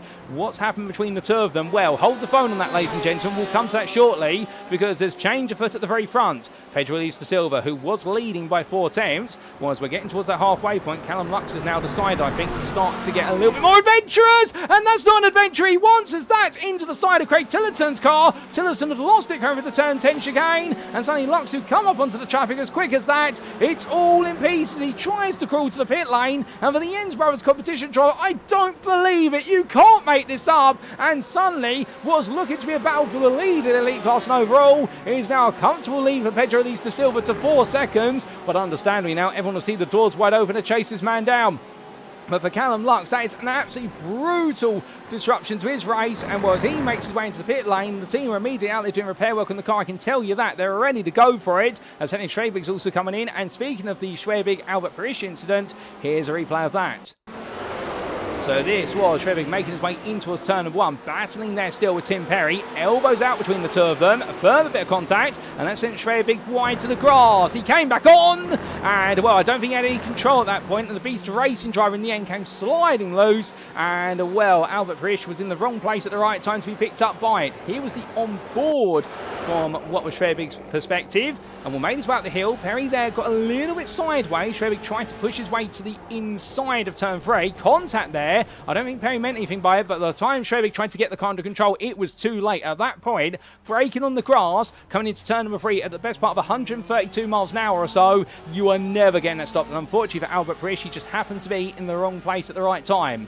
And this is what happened to Craig Tillotson, meanwhile, in only moments later. And this was the Rhino Academy driver coming up the hill for turns 10A and 10B. And, well, your leaders were right behind. And as he made his way out wide, went to the grass, went to rejoin, and the rear of the car let go. He put the brakes on there, locking them up. And at that point, he was really a passenger in the car. Nothing he could have done about that. And Callum Lux just saw it way too late. This was the on-board perspective of Lux on the dashboard. And keep in mind, he would have been absolutely transfixed on fighting with Luis da Silva, the man immediately in front of him, battling for the overall win. And he won't see Tillotson gets it wrong here, and he suddenly sees Tillotson rejoin and think that Tilloson's going to be fine. He'll just hold it to the left. And Lux, unfortunately, when Tillotson snaps the brakes on, the car pulls to the right, and the Jens Brothers competition driver has to try and pull the car into the pit lane, which he does so in a very well-timed manner.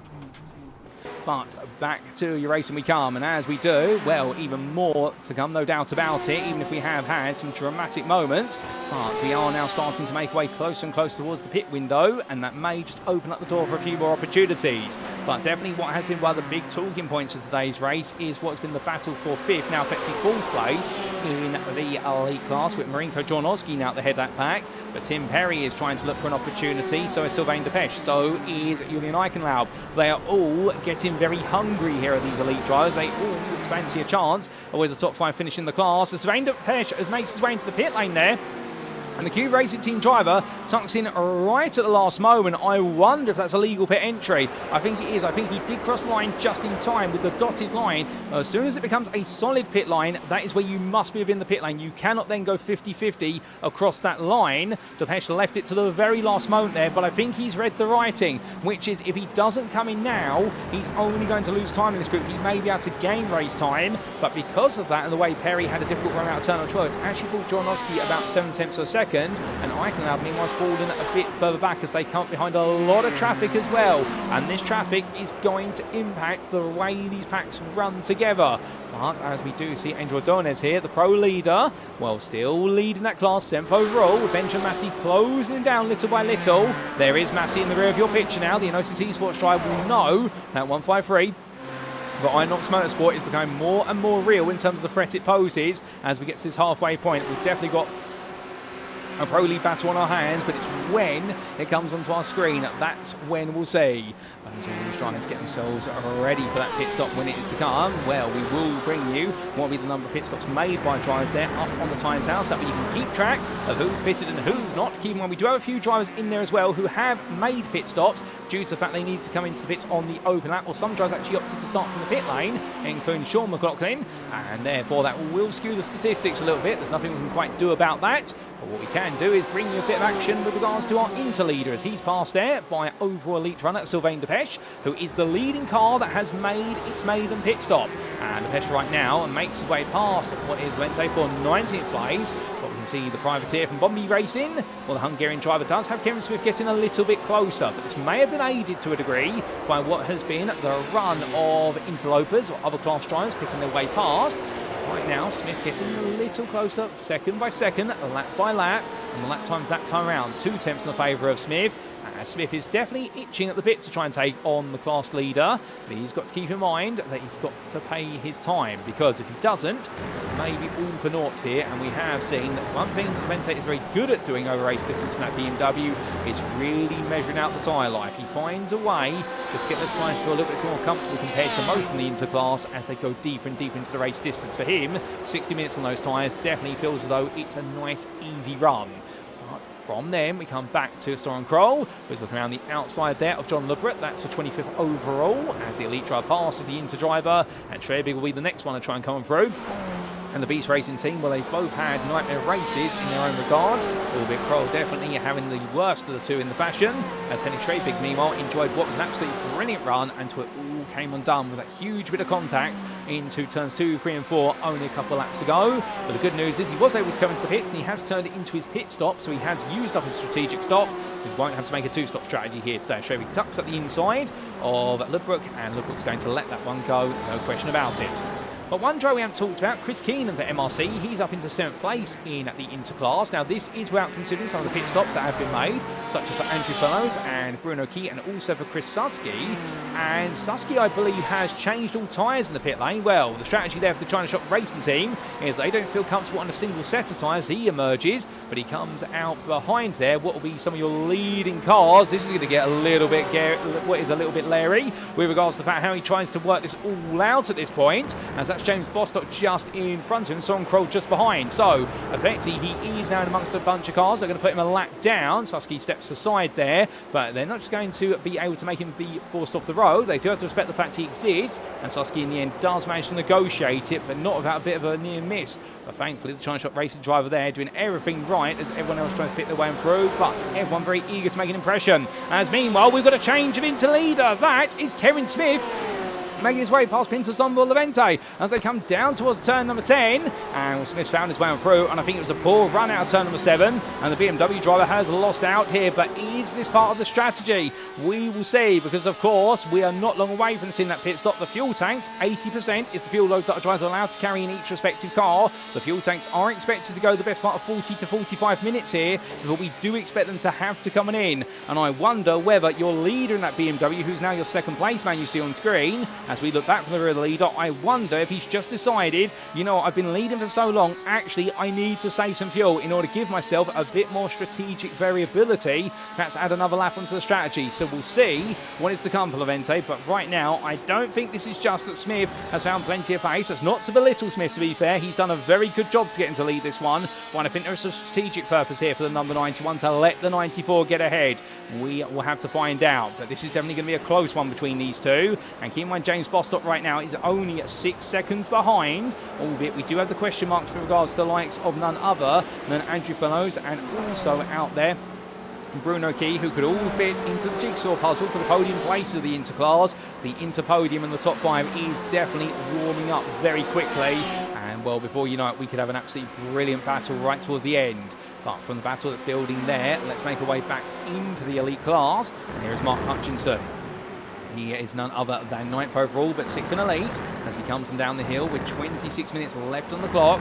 Well, Albert Prish behind him there, the Inosis Esports drive still staying on strong. And they do have Matthias Pettinger in front of them with the Inox Motorsport Corvette.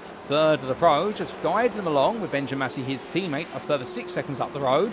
So it's starting to be a bit of a split here in the elite field, but that's because we've had a number of the key players in these elite battles all make the way into the pit lane. But I suspect for all of the time that they were battling earlier, I think drivers are just trying to get themselves out of that pack in order to give themselves the opportunity to undercut their rivals. The biggest one, of course, going for the undercut, Sylvain Depesche, but he does find himself still the highest place driver who has made his strategic pit stop, so he's the name you need to watch out for in terms of where is the pitted field. Well, he cuts in behind Chris Round and Pete Edwards. This is not going to feel too comfortable because he's got a long line of cars in front of him that is completed by the Ford GT of his teammate, or none other than Cedric Boissier, but he needs to pick his way past a group of drivers and essentially send them the message, which is, look, we're on different race strategies, you need to let me go, otherwise you're going to cost yourself time.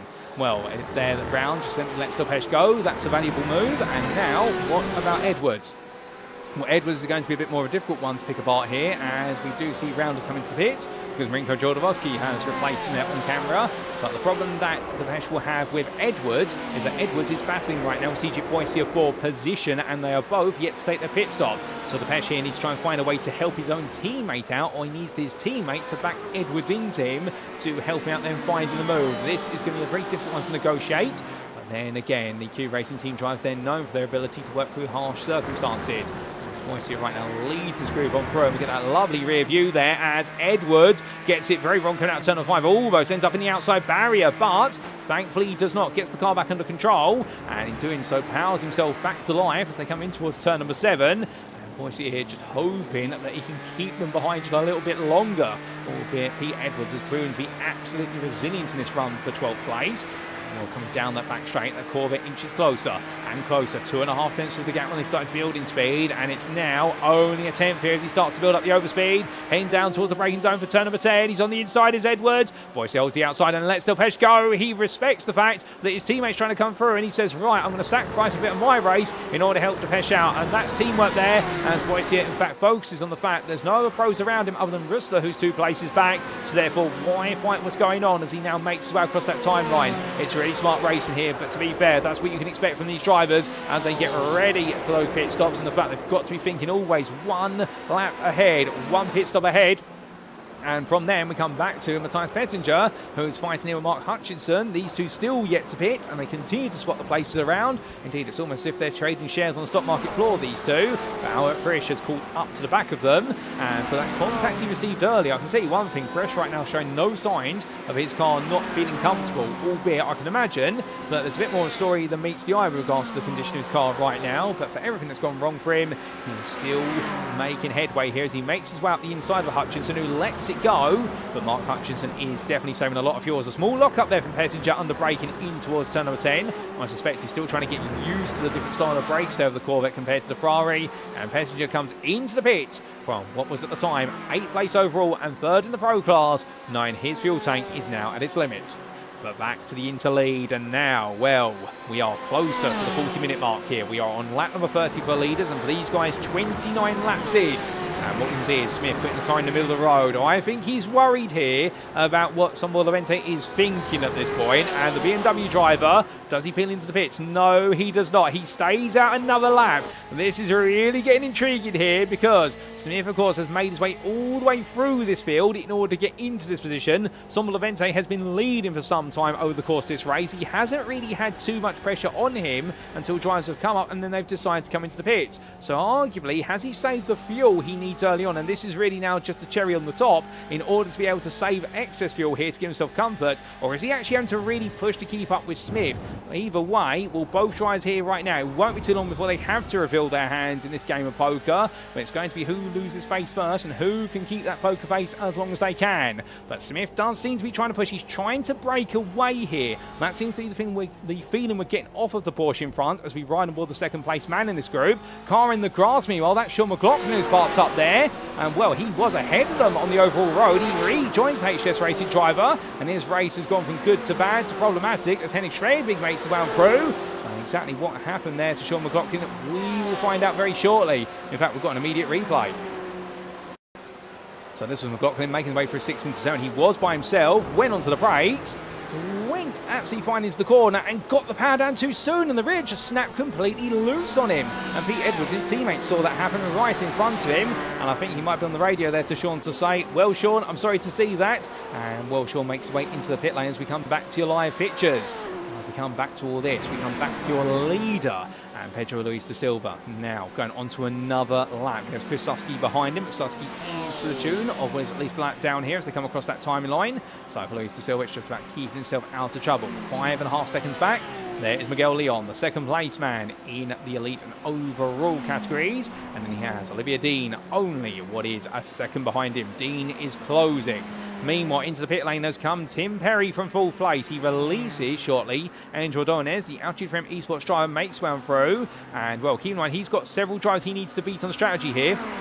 And the biggest one he needs to beat is this man, Sylvain Depech, the Cube Racing team driver, who makes his way underneath the tree line there, as we do have the Goodyear blimp being slightly obscure, but we've got this wonderful camera angle when he does emerge from the trees, and we will use this to see where he is in relation to Perry. Through the chicane he comes, up the rise. Perry is being serviced at the moment, fuel's going in the car. It's going to be a quick pit stop, no doubt about it, but as Depech comes down, through turn number 12, here comes Perry, leaving his pit box, but Saint tells me that Depech is going to jump him here, or is he? That we lose Depech for a brief moment, and there he is, and where is Perry? There's Perry. As they head up the hill, they're practically going to be even here. So it was not as clear-cut as we thought, and Tim Perry in the end drops right back in behind Sylvain Depech, and Marinko Jornowski is right there with them. So Sylvain Depech has gained all the places so far. He has moved all the way out to the head of this pack, and Sylvain Depech right now, well, based on this attitude, in terms of how things have progressed, your Cube Racing Team 281 Porsche is effectively your 4th place runner in this race. If the strategies play out as we expect, it will be 4th place over an elite for this man very shortly, and the Frenchman right now has got to be believing at this point that whilst he is at the head of a pack that's going to come back together,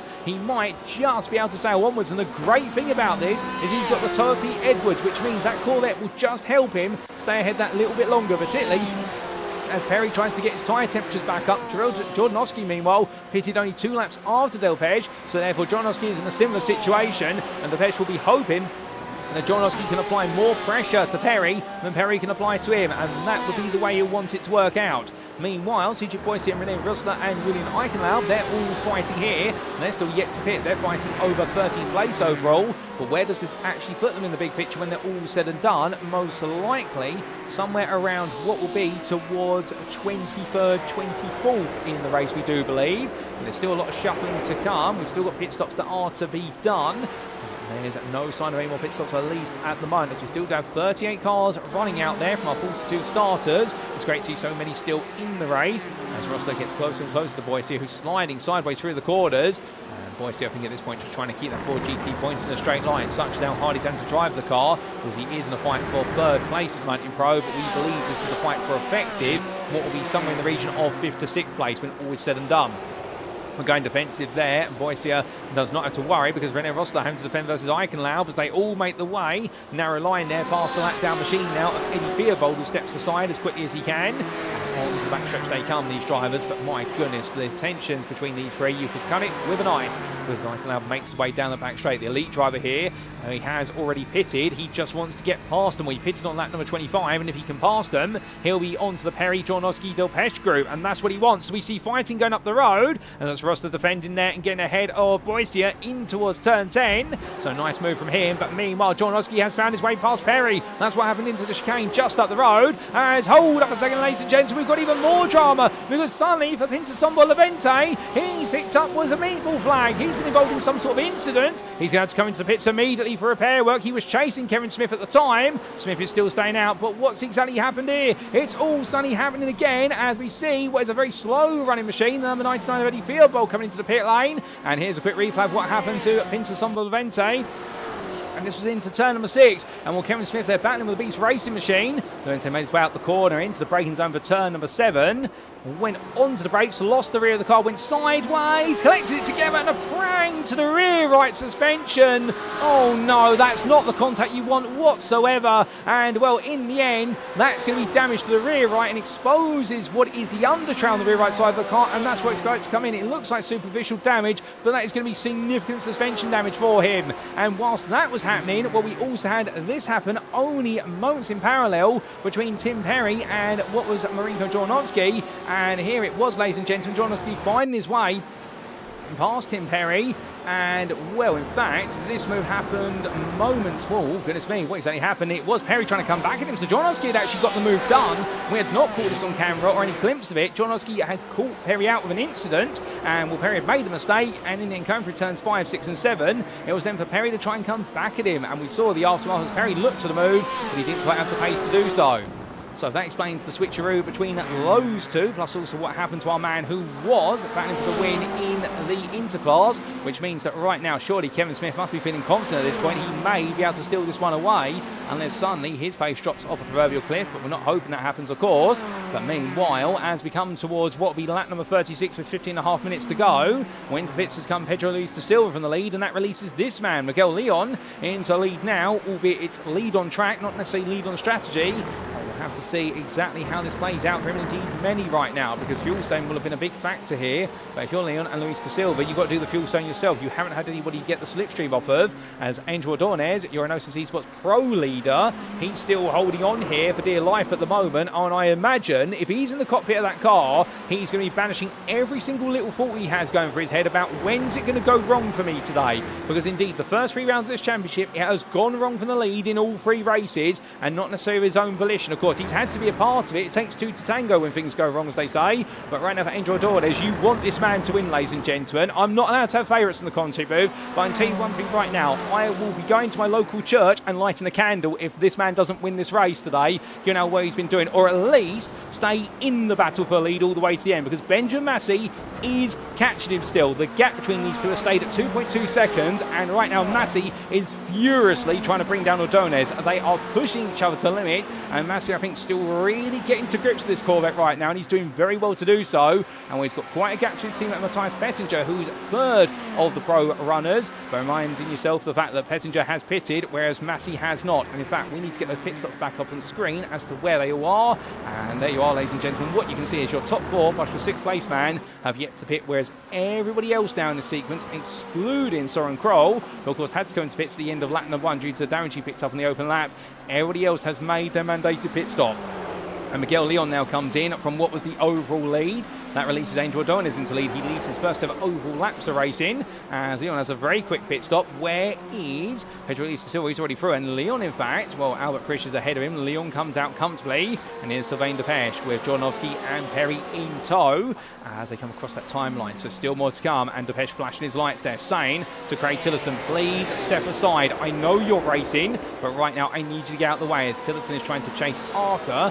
Where's another car up the road, but that's going to be a quick and easy run through there. So Tillotson showing great awareness, and he'll have to do so the same there for Jornowski, and he does so. And Perry, that's not easy to do that through turns 2, 3 and 4, and I definitely would say that Tillotson there deserves a round of applause for that one.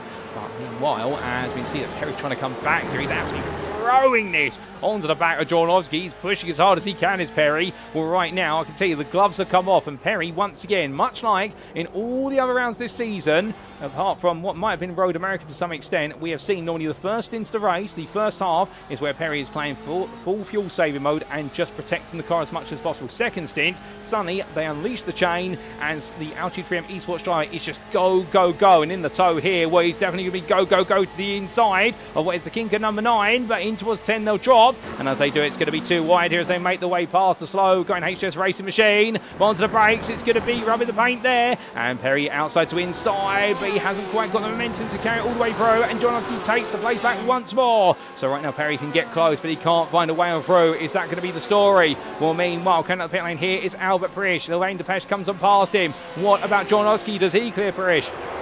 Does Perry clear Prisch? I believe they do. And in fact, Prisch is still parked up there. My apologies, as Julian Eichenlaub also comes up through there. We thought Prisch had already completed his pit stop, but not so. He's finally leaving his pit box now. Chad Henson's also getting a little bit closer to this group. He's 3.5 seconds behind, and Benjamin Massey has come out behind all of it there, second of your pros. And we're still waiting for that final pit stop at the very top of the field, because it's the man this guy is trying to beat. It is none other than Angel Ordonez, who he is trying to find a way to out-strategize, but Angel Ordonez right now, he has gone 38 laps on the opening fuel tank. Surely this has got to be an incredibly short stop when he comes into the pit lane, but he's got to come in, and there it is. He makes his way down pit road, nails the limiter line, takes it nice and easy as he puts it onto the brakes and into the pits here for Adonis. This has got to be clockwork for Gnosis Esports. Massey makes his way down the backstretch in the draft there, Chad Henson. That's going to help him even more. This is perfect for Massey. He's got the toe. That's going to give him at least 3 attempts in this lap if he can nail the run through the chicane. But of course, will Henson give him the space to do so? Massey says, I'm coming through whether you like it or not.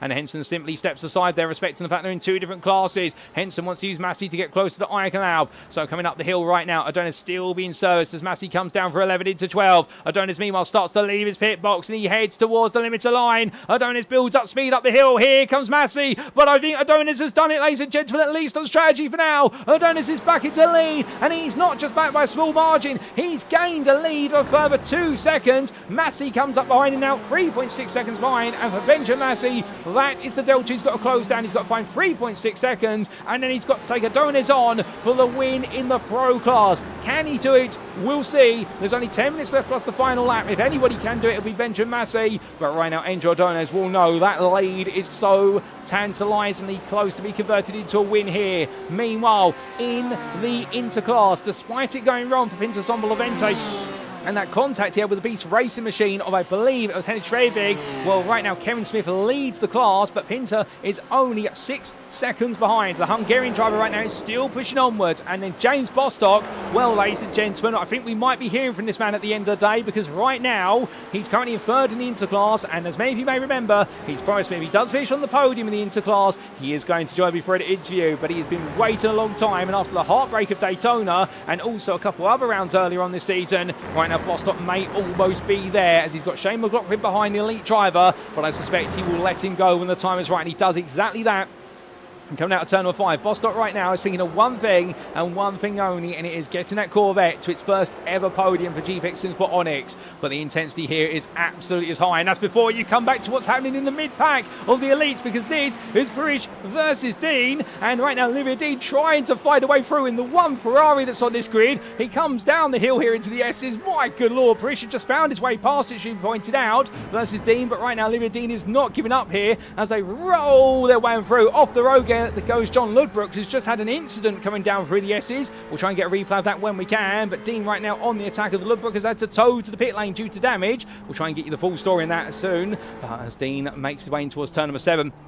Intentionally goes deep, there goes the cutback line, but just overcooks it at the apex. You could see the way he turned the car in, and then he hit the apex curve, and so he had to re-straighten the car again. And well, in the Ferrari 488 GTE Evo machine, making his way down this backstretch right now, the 4-litre V8 of Ferrari, one of the very last V8s they've ever run. Well, he's getting closer and closer, looking up the inside. It's a huge run, and onto the brakes he goes. Can Parish switch back? No, he can't. He taps through 15, and Olivia Dean takes the place back for now. That's back into 8th place in the elite class. There's still more to come between these two drivers. It's absolutely seeds right now. Everywhere you look at Road Atlanta, there's battles going on left, right and centre, and we've still got time left in this race. We've still got energy left in all of our drivers. I don't know how they do it, and indeed right now, oh my goodness, and it goes wrong for Bridge coming out of turn 1, carries too much speed in the dirty air. He runs wide, the Enosis Esports driver, losing it out there, but he's brought it back on. He has been able to keep what is the momentum going. He is now 2 seconds back behind Dean, but look at Henrik Schwebig. Schwebig is almost with him now, with also Christian Ablas and Matthias Pettinger being brought along. All these drivers are coming alive at the end of the race. They're all drivers who have been involved in incidents earlier on and are now finding their pace, the pace that was with them at the start, but they were never allowed to show it. This race has still got so many question marks over it. And I won't be surprised at the bottom end of the top 10 in elite class is suddenly going to be reshuffled before this is said and done. And keep in mind that Dean is only 5 seconds behind Chad Henson, and he is closing on Henson in clear air by the best part of 3 to 4 tenths a lap. So Henson may still be at risk here, given the fact that we do have 7 minutes left. He can find about half a second to 7 tenths. He will be there on the final lap. So Henson's got to keep going in this one, and traffic may just play a part in all this. But whilst all this is going on, we do have a quick replay of what happened to John Ludbrook, the man, 2-time inter-winner. This had already gone wide at turn number 1, so for Ludbrook, this was the follow-up here for GPX Simsport Zenon's 14. He went into turns 3 and 4, hit the curb at 4, and straight into the barrier. And at that point for Ludbrook, it was all in pieces, and that's why he had to tow to the pits.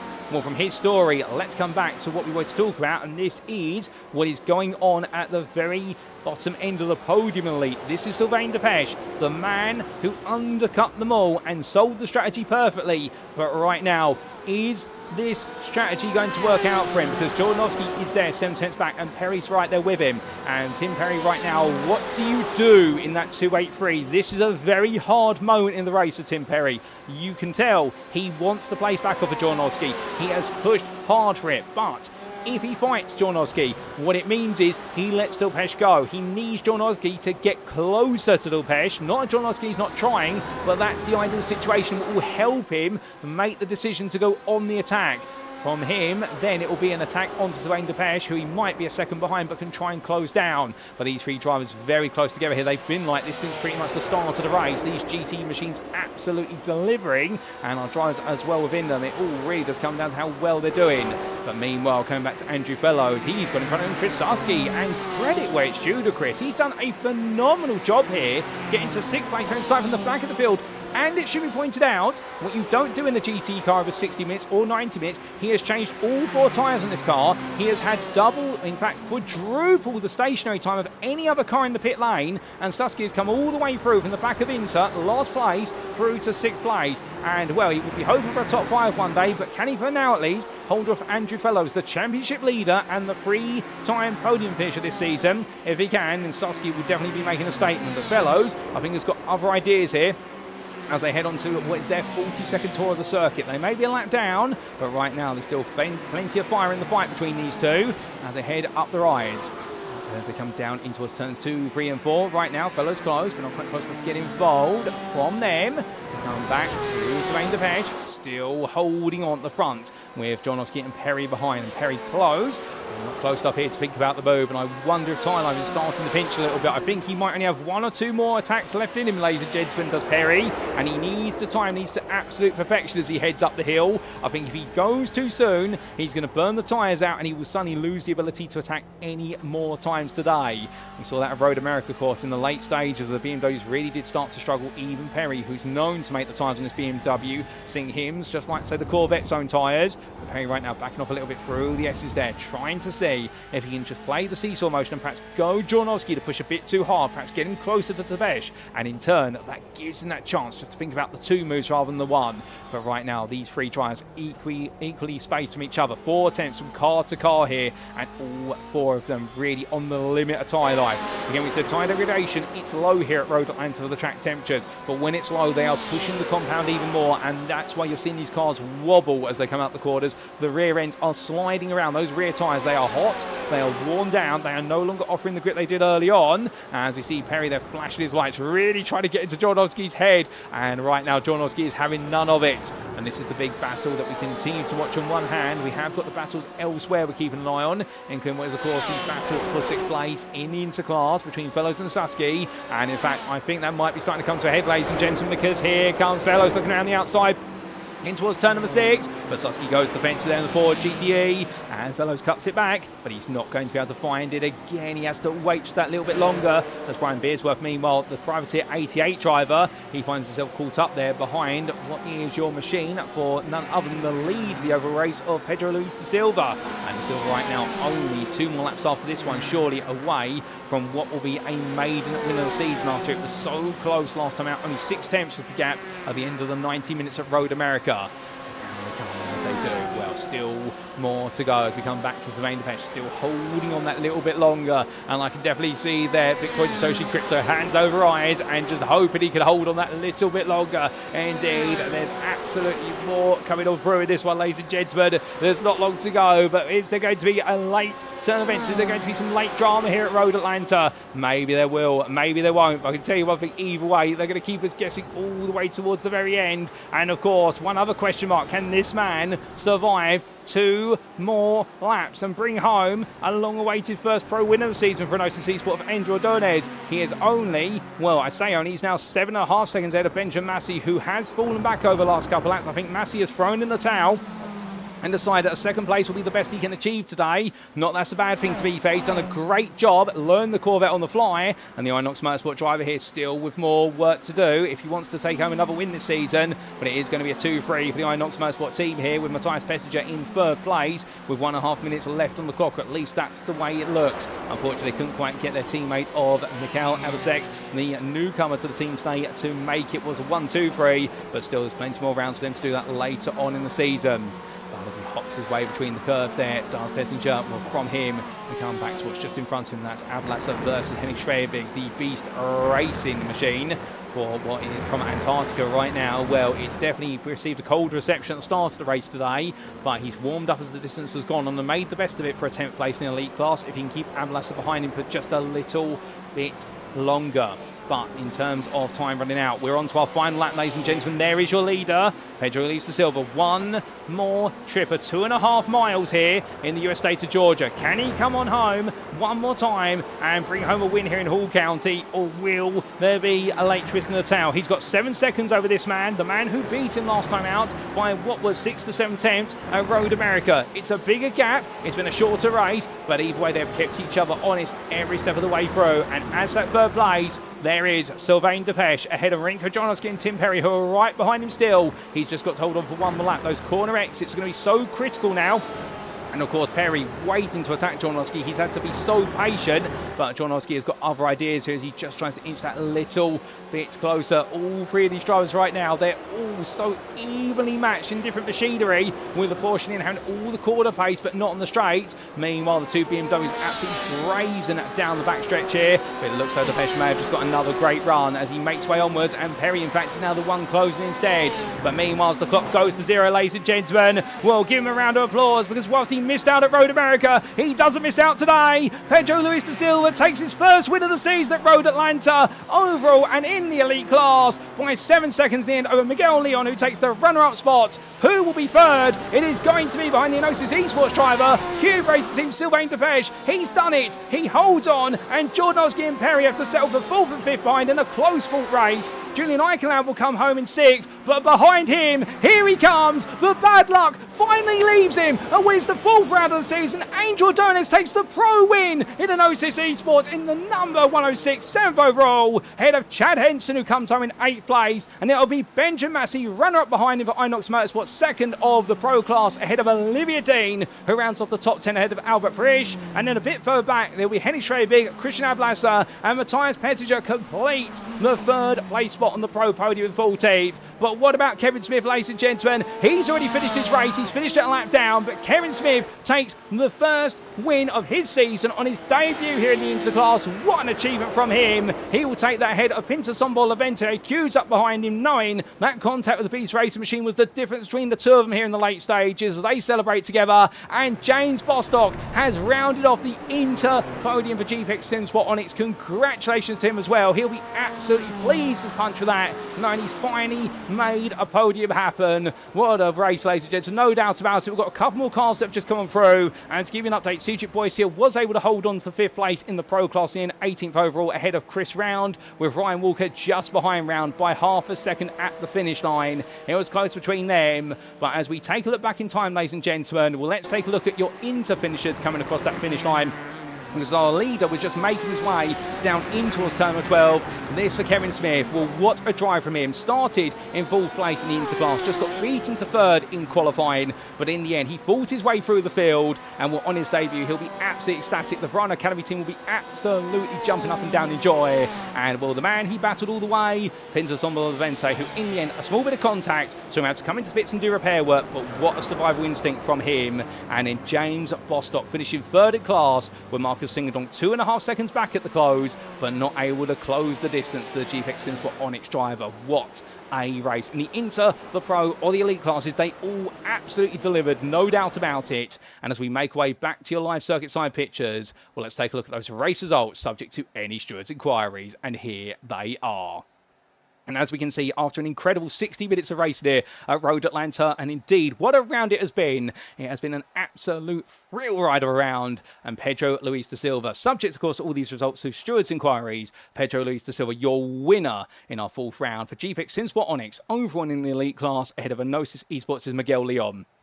It was 2 Corvettes on top, but in third, it was the Porsche 911 RSR Cube Racing Team Sylvain Depech, who showed today that strategy and resilience were absolutely critical when everybody else seemed to be keen to pass him. First up on that list was Marinko Jornovsky, the BMW M8 driver for Gazek's Racing JRM, who got so close at several points but could just not find a way through. And the same could be said for Tim Perry, who chased after Jornovsky non-stop in the late stages, but the Altitude 3M Esports driver lost the place and in the end lost the ability to fight back for it.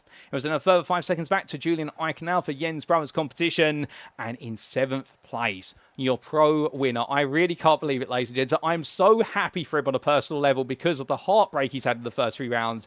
Angel Adonis finally takes home a top 10 overall and with it the pro win in the class today. What an achievement for the Enosis Esports driver. Finally, it's happened to him. You couldn't have asked it for a more deserving driver given the challenges, especially when you consider that Chad Henson wasn't too far back for what was the Los Dos Privado team in 8th place, and Benjamin Massey was chasing him down so relentlessly over the opening 55 minutes, but gradually gave way with the Briton from Inox Motorsport just not having the pace to stay with Adonis right to the end.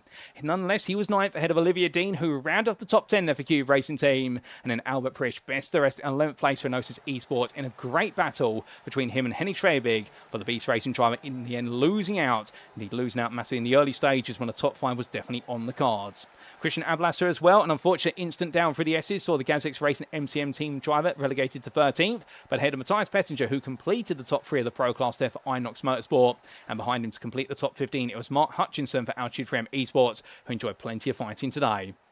Your top 20 was then followed up with Soren Kroll, Rene Rissler, also Cedric Boyciot, Chris Round and Ryan Walker, with Round just getting the upper hand of Walker right at the very end by half a second, and that was their battle, of course, for none other than what was 6th place in the pro class. And outside that top 20, we come to 21st place, and that's where you'll find your pro class, not your pro class winner to say, he put on a pro performance, but it was your interclass winner in the end in a close battle with Pinto Sombolavente. It was Kevin Smith who brought home his maiden win in his opening round for Verano Academy in the championship. Well done to him. Sean McLaughlin split him in between the interclass podium finishers, finishing 22nd for HTS Racing in a race that definitely went around, but he still had a lot of fun, and he was ahead of 2nd place Inter driver Pinto Sombolavente, who was 23rd. Head of GPX SimSport Onyx's James Bostock, who finally takes his maiden Inter podium of the season with 24th. Martin Singledonk was not too far behind in 25th for Mello Motorsports, ahead of Bruno Key, with the WP 300 Esports completing the Inter top 5, and there was a lap down all the way through there for Matt Broom, Mikhail Abasek and Chris Susky, before we then come to your 30th place finisher Brian Beardsworth, who was 2 laps down. The theme of 2 laps down as well continued with none other than Andrew Fellows, Chris Keenan and Craig Tillotson and John Ludbrook, with Jan Lintz 4 laps down there ahead of Virgilio Garcia, who was 5 laps down in your last classified finisher.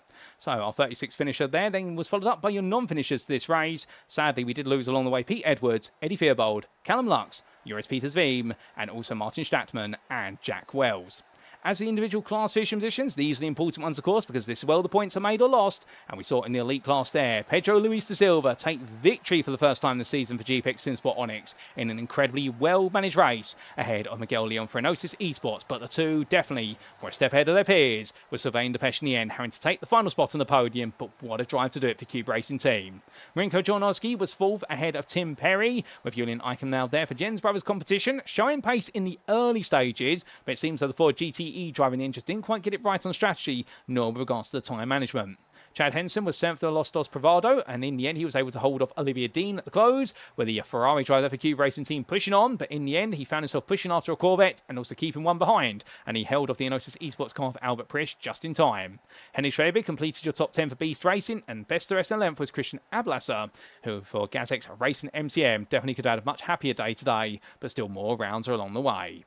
Mark Hutchinson and Soren Kroll completed those who finished on the lead lap ahead of lap-down driver from Australia of HGS Racing's Sean McLaughlin, and it was a retirement for his teammate Pete Edwards, as it was retirement for Callum Lux, Joris Peters Veem, Martin Stattmann and Jack Wells. Coming to the pro class, and here we saw in pro, it was Angel Adonis who took the win in the end for Enosis Esports by 8.2 seconds over Benjamin Massey, who fell off towards the end for Inox Motorsport, but it should not be understated just how honest he kept Adonis over the distance.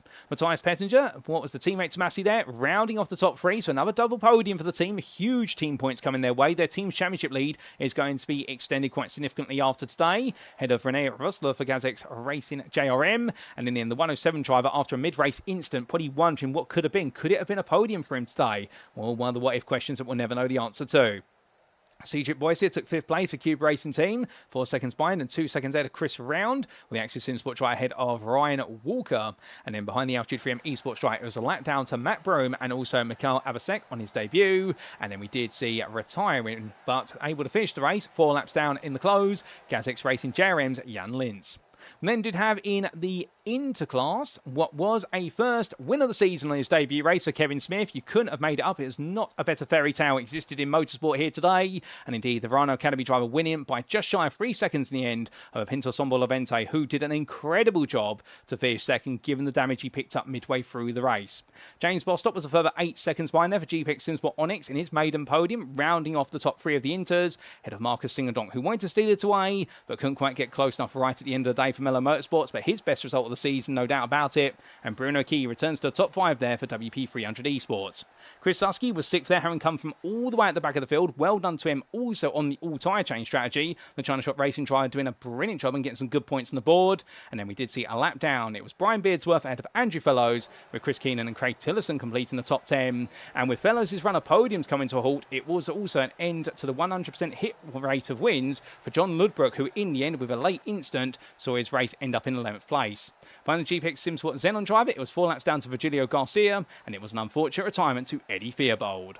But with that, ladies and gentlemen, that's your rundown of the provisional results here at Road Atlanta, and in good time too, because we need a breather. But don't you worry, this broadcast isn't quite over, because we'll be back in approximately 5 minutes' time for our post-round interviews with our volunteer drivers. Who we'll be speaking to, we have to wait there, and we will be back very soon to find out.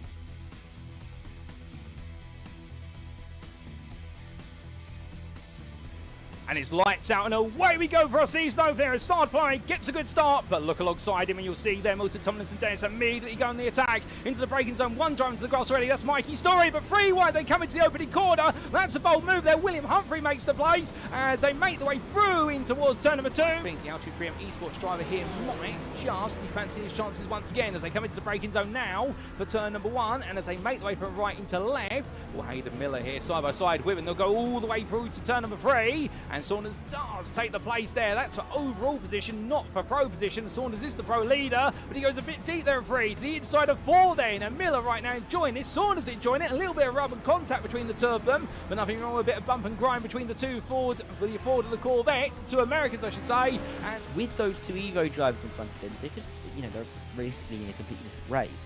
They're just a barrier up towards the likes of Rubino and Wendell. Oh, there's Rubino going off the road, and here comes James Bostock, past 1, past 2. This is a great little move from James. Oh, and look behind him as well. Hardiak, up high. He decides to come back down low. But Denny Plurger has really lost a lot of ground here. He's lost 7 places since the start of this race in that green Porsche. But look at this, for the lead. Hammond wants it. He's gone back down the inside. He got off the brakes again to let the car down the inside of Rob Mackay. And you said Rob was going to be clinging on at the front. And now he's clinging on to second. Great move by Lewis Hammond. Really good committed stuff. And look, down the inside, Richard White. He wants a piece of this in the Porsche. He's got James Bostock. And it's lights out and away we go here as Mirko Bortolotti goes exactly on the green, and as they roar the way down towards turn number 1, Martin Stattmann side by side with him, but look behind Tim Perry under pressure, Miguel Leon immediately as the Enosis Esports driver tries to put the pressure on. Further back we've got 3, 4 wide, they're all in the crush as they come through the opening bay. Look back for the rear of your second place run of Stattmann, and Stattmann right now for the GazX Racing team. What he's trying to do here, I think now, is just hold on to second, and if needed, he may have to act as a bit of a buffer and perhaps sacrifice a little bit of his race for the race leader here. Although Bortolotti, to be fair, I think might be holding some pace back, but here comes Lux in the tow, in towards what we roller coaster they come with the Virginian corkscrew. It's left into right very quickly here as they both make the way, and it's 2 wide on entry, but Lux gets ahead. It's up into second now, as it will be Martin Stattmann falling down to 3rd, but Callum Lux does clear another one, and now only 1 car is between him and an opportunity of victory here tonight. Which is Perry going to make the move, or I'm going to have to make the move for him? Well, there's your answer. Perry's going to go on the inside here of Dean Dean into the braking zone. Edwards gets to watch it from the popcorn seat view. Perry there being too wide on exit. Dean's going to try and hang around the outside. Does Edwards think about going up the inside as well? He gets himself ready for it in case there's contact, but there's not. Perry there being fair. Dean tucks back in behind. Lovely move there from Tim Perry. And I think meanwhile Beardsworth will hope they don't get close enough in time as Beardsworth's going to look up the inside. He goes all in and it's from very far back. He gets it stopped, however, and Beardsworth there nails the move, but Tillerson's going to come back at him up the hill. Does he go in on the brakes here? This is bold to do it on the inside. No, he does not. And Brian Beardsworth at the end, he gets it wrong. He goes out wide at turn number 6. Tillerson's going to be too wide with him, but too wide they're going to turn 7. Tillerson goes on the switch back there. 9 has no way through, and in the end they come down towards turn number 8. Well, there Tillerson backs off. He lets Hutchinson go around the outside, but is it the right call?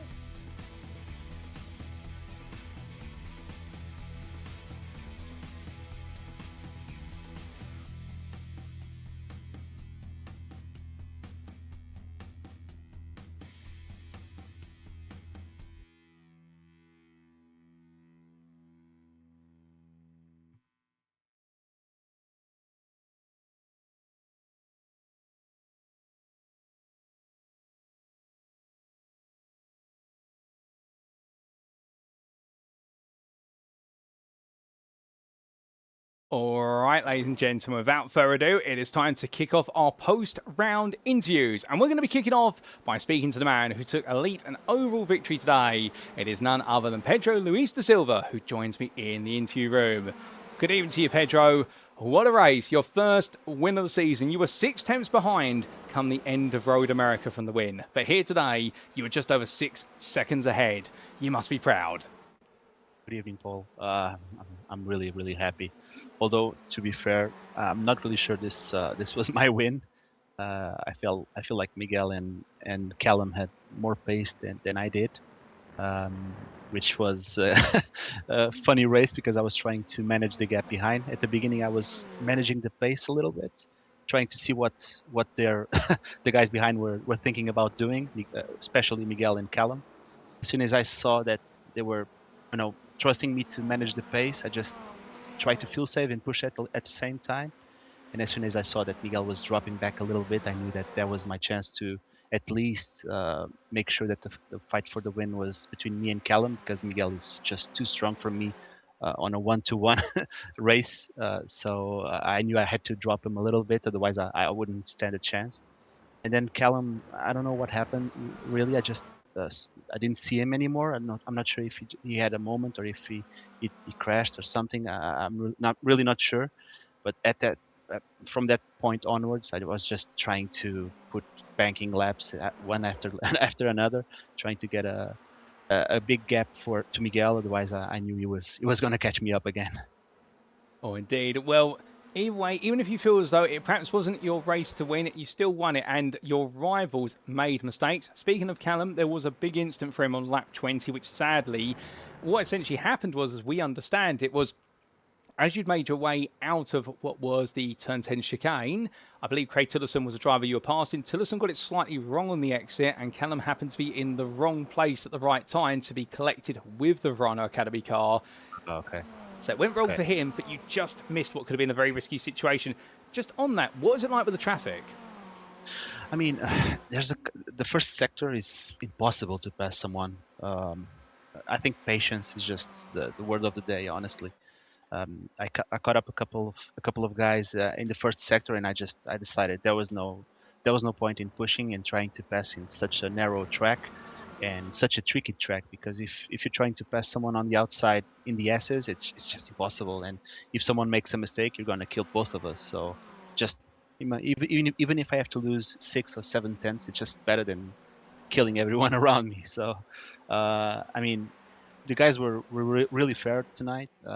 There were a couple of guys that actually helped me in the big straights. They gave me a little bit of a tow and then moved to the side and let me go. So cheers to those guys. Thank you very much for the help. No, it was very fair. I think everyone was in their best behavior. Everyone was really focused on the race. So thank you to everyone. Well, there was great behaviour out there, like you say, from a lot of drivers in terms of helping manage the traffic, both as lead lap cars and also lap down cars. And just in terms of the bigger picture, Of course, we saw you go quite long in the race. Meanwhile, we saw other cars, such as that of, I believe, Miguel Leon, go even longer. Did you expect the race to go, what was for yourself, 35 laps before the pit stop? But in the end, I think Angel Ordonez went the best part of 38 laps before the pit stop. Yeah, I knew people were gonna fuel save like crazy. That's just the way you race in Road Atlanta. And since I was leading since the start, I knew I was not gonna be able to fuel save a lot. I did fuel save a little bit in the first 5 laps because Callum actually let me fuel save. It was not, sticking his nose on the inside and just posting to the corners, and I was able to do a little bit of fuel saving as well. And Miguel, of course, he was doing as well. But sometimes if you miss a couple of corners while fuel saving, if you just let the gap go a little bit further than 1 second, I got you. And as soon as I saw Miguel was 1 second behind Callum, I thought, okay, if I push now, I think Callum is going to understand what I'm trying to do. Is trying to get away from Miguel. And Callum was really a key part of my win today, because without him helping me get away from Miguel, I don't think I could have won it. I think Miguel would have won this race, or Callum probably as well.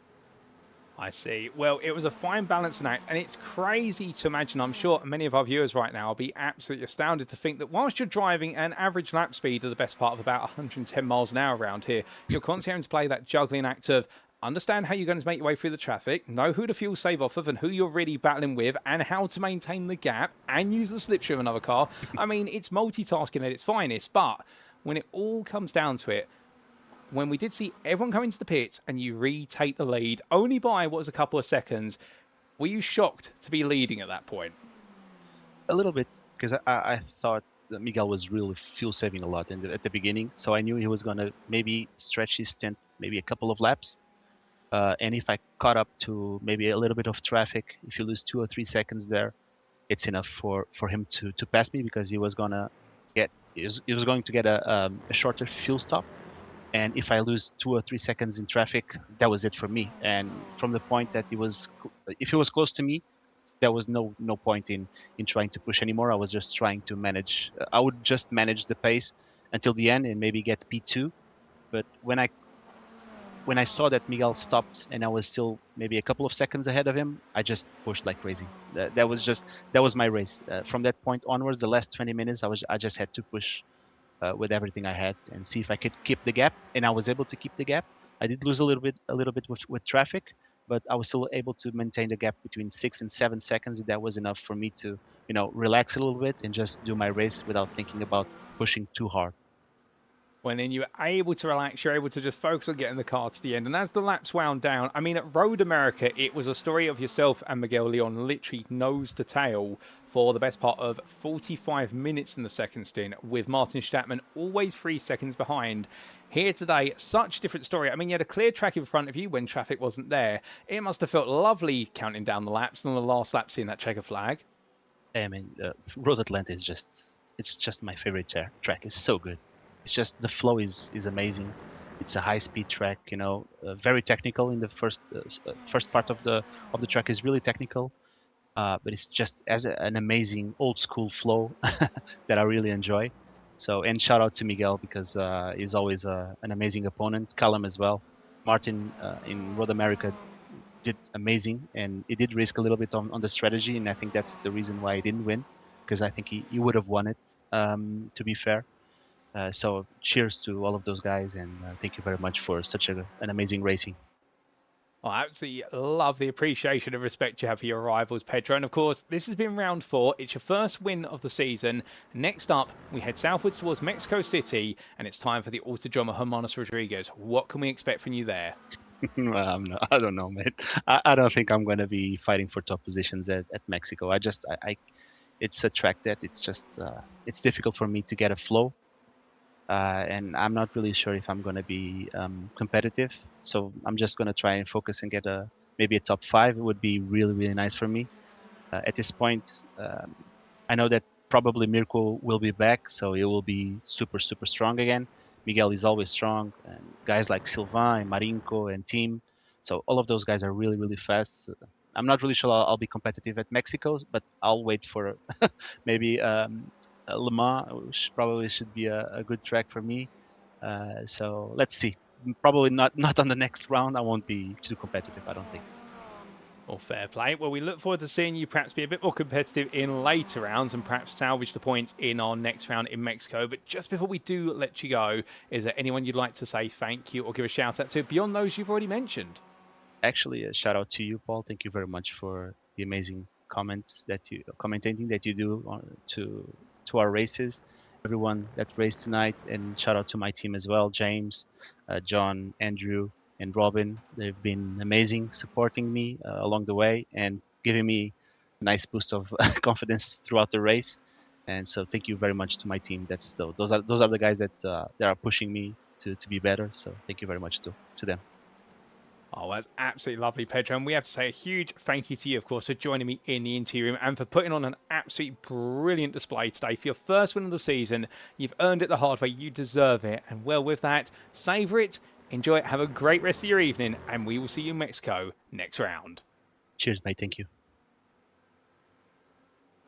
Well, ladies and gentlemen, you heard it there from Pedro Luis da Silva, and what's so nice about that interview, you can hear how much it emotionally means to him. And talking out first as though, in some respects, he feels as though this wasn't his race to win because of the pace of Miguel Leon and also Callum Lux. And particularly what we did see with Callum and also Pedro working together in the early stages. And this replay footage right now starts to show you that happening, where Callum Lux starts to get closer, starting to push early on, and they tried to leave Miguel Leon behind, and well, it was understandable. Callum Lux is the fastest of the three of them. He is going to be the driver who, if you let him get to the front, he will pull you along. Miguel Leon's always going to be the most strategic of the drivers, so you need to get away from him because he's going to gain time in the pits. That's why he felt as though he was really the odd one out in the group. But in the end, with the incident that blighted Callum Lux, and we're not blaming Craig Tillotson for it, to be fair, it was one of those incidents. It happens in motorsport. That removed Lux from the equation, and for Miguel Leon, because of the gap that had been created, all the fuel saving he could do, it wasn't enough to offset the gap that Luis da Silva was able to grow with Lux in the first place, and that's how he got it done. And whilst I think he's understated his role a little bit in it, you can understand why he really does feel as though he's had to rely on what's been an incredible rivalry between himself and two other drivers to naturally make this win happen, and he's deserved it, no doubt about it. Looking ahead, of course, he's perhaps ruled himself out of the win in Mexico, but expected to be strong at Le Mans and other circuits later this season. He's promised us that. But with that, ladies and gentlemen, we've got another interview on the way, and we will be back in approximately 20 seconds to find out who it is for our second time today.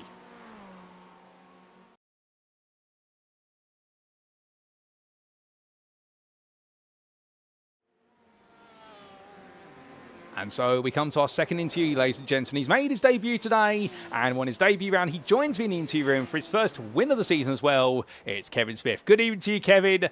What a way to say hello to the grid. Put it fourth on the grid in Inter, and then take the win at the end. You must be absolutely proud. Yeah, mate. I couldn't have been happier with that race, to be honest. Qualifying, I didn't think I had it, to be honest. Oh, goodness me. Well, one way to do it, no doubt about it. And in terms of qualifying then, just take us through it, because fourth place in class, we saw you third for some time, but just briefly beaten to third place in the end by what was Sombre Levente, I do believe. How was it out there? It was tough, you know. It's a lot of traffic on such a small track.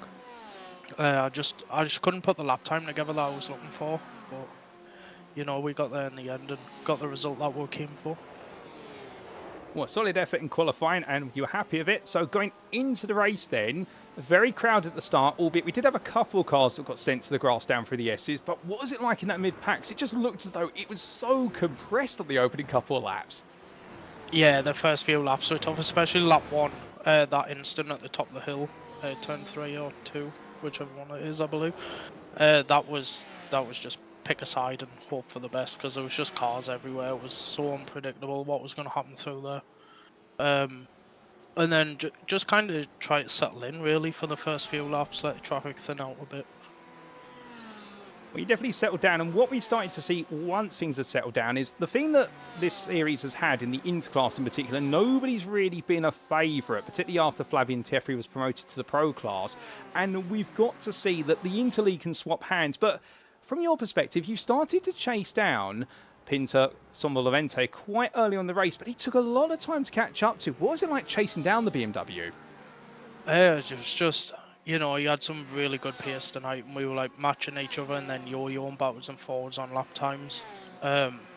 no, I just kept turning my laps slowly but surely. The lap times came down, and then it was once I was behind him, I was just trying to fuel save, to be honest. And then he had that little bit of an incident on turn 7, I believe it is, just before the back straight, and you know, I was his fuel save for a few laps, but it was really hard to break the toe from him, to be honest. Oh, indeed, it was tough, and unfortunately, it did go a bit wrong for him, but understandably, it went well for yourself as a result, but it looks like you never quite took your foot off the gas, because at the end of the day, he did try coming back, and then he wasn't far behind at the finish. Were you surprised at the fact he was only 5 seconds behind at the finish line? He was about 8 when I first came out the pits, but I sharp realised I underfueled by half a lap, so I had to drive a bit more conservative than I originally planned on doing. But like I say, he had great pace throughout the whole race in the BM.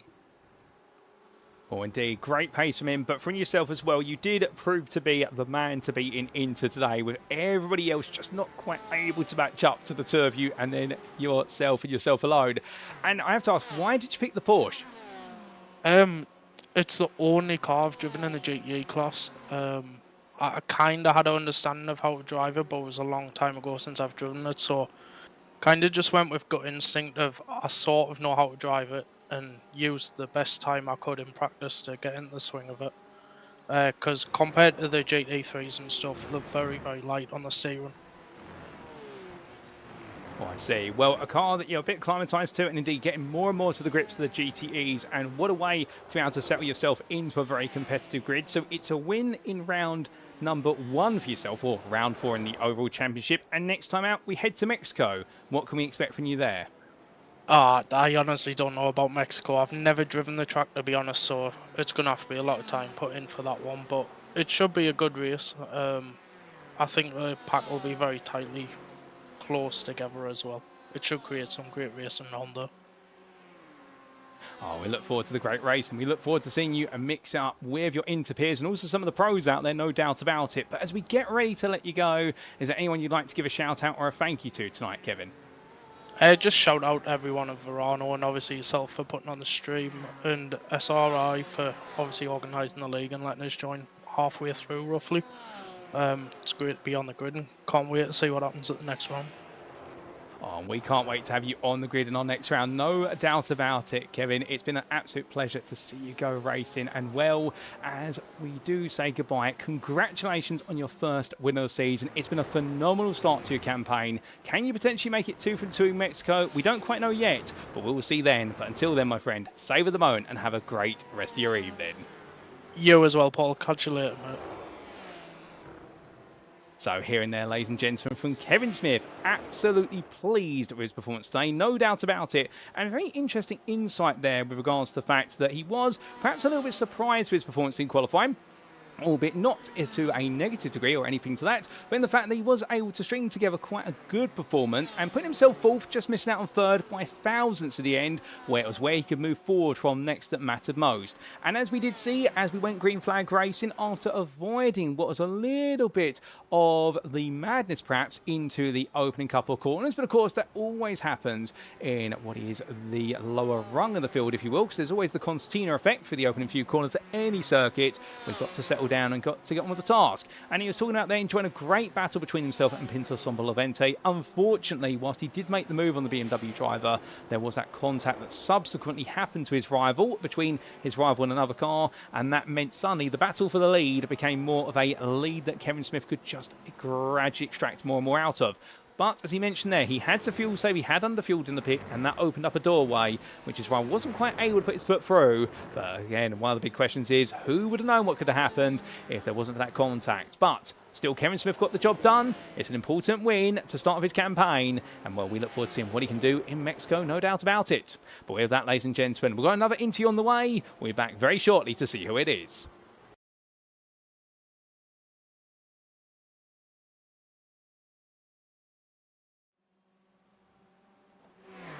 And so, ladies and gentlemen, for our third interview, we're going to be coming to none other than what is Benjamin Massey, who gets ready to join me in the interview room, and we're going to hear his side of the story in chasing down Angel Adornez as he now joins me in the interview room. Good evening to you, Ben. It's great to have you with us once again. And what's around from yourself today? A new car, but one thing that has not changed is your ability to extract the most out of your machine and chase down the wins. Couldn't quite take the win today, but you came very close.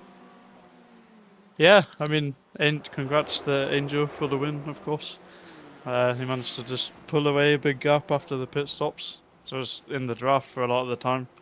Like, obviously, we both managed to avoid all the big incidents, like on the big top of the hill, and like turn like 1, 2.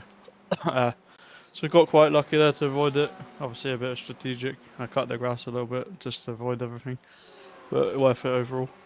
Yeah, and yeah, quite happy with P2, but I guess just have to get a bit more pace ready for Mexico. Well, to be fair, you say you have to find a bit more pace. We'll talk more about that shortly and why perhaps some would disagree because you were absolutely lightning quick towards the end of the race. But in qualifying, third place in class, 21st overall, third place overall. My goodness, it's been a long day for me. I apologise. But how did you find it getting to grips with the Corvette compared to the Ferrari? Because you picked up the pace quite quickly. Yeah, I mean, I think I'm still more comfortable with the Ferrari in like 1 lap pace or maybe shorter races. But I think around the Red Atlanta, the Ferrari was quite unstable, especially after the downhill roller coaster a bit. Like that left-hander, I would end up either losing a lot of time, or because you can't cut it quite so hard with the Ferrari, at least with the setup I had and the way I'm driving it. So yeah, the Corvette, I think, looking at the future rounds as well, will be stronger. And yeah, we've made it like a team decision to switch, because Mike likes to drive the Corvette as well. So yeah, still a good result with it though.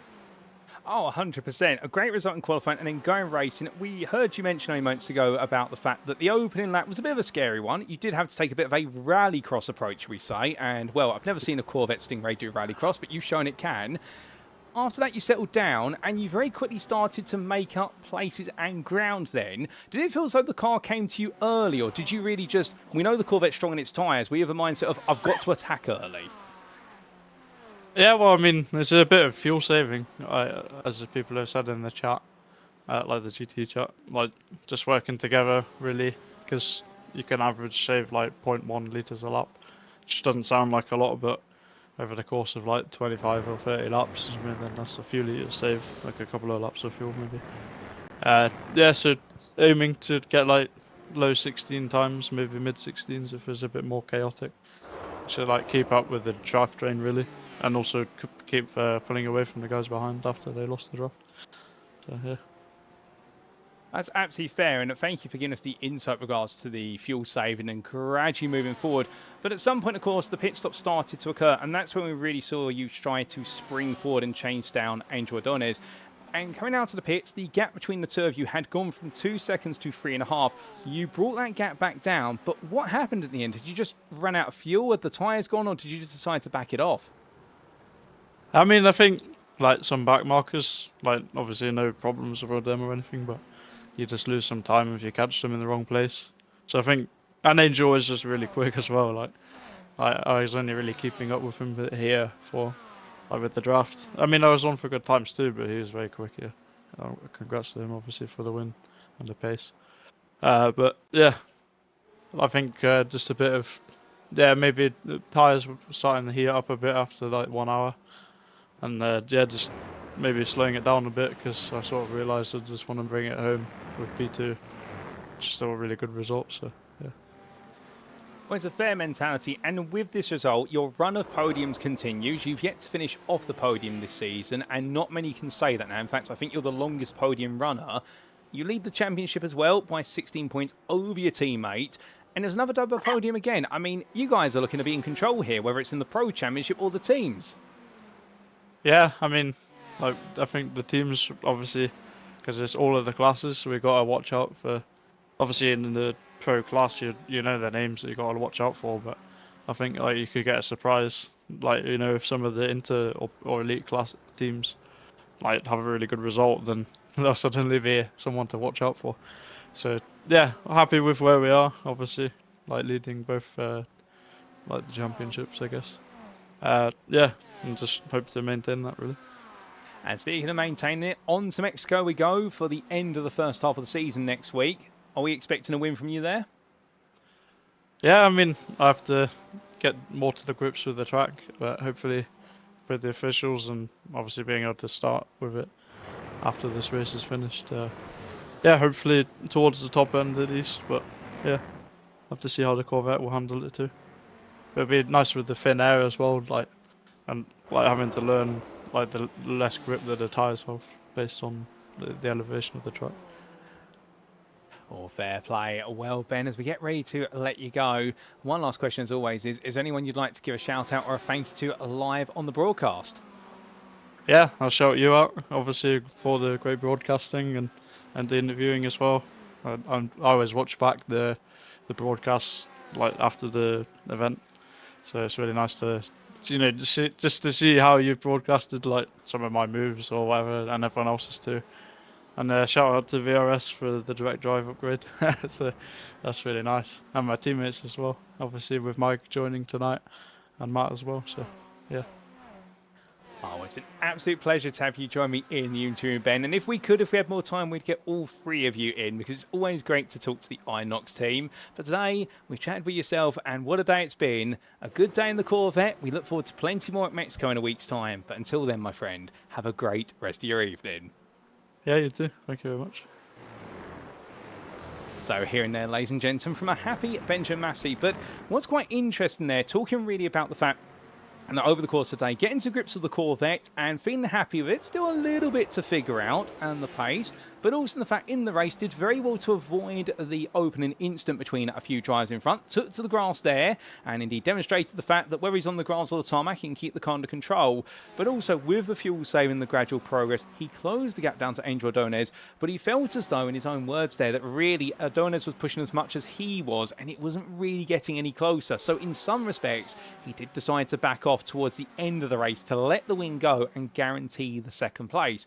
However, what he's very pleased about is the fact the Teams Championship plus the Pro Championship are in the hands of Inox Motorsport at the moment, albeit it's very early stages yet, but it's 1-2 for the team, I himself and Matthias Pettinger in the Pro Class Championship, and in teams, they are now leading by the best part of what would be 12 points provisionally going into round number 5, so it's all coming up strong, and he's excited for the change in Mexico, particularly with it being a high-altitude circuit with a lot less with regards to airflow over the circuit, and the lower grip levels may just serve to stir things up a little bit more, and Benjamin Massey will be looking to make sure his podium run stays alive there in Central America.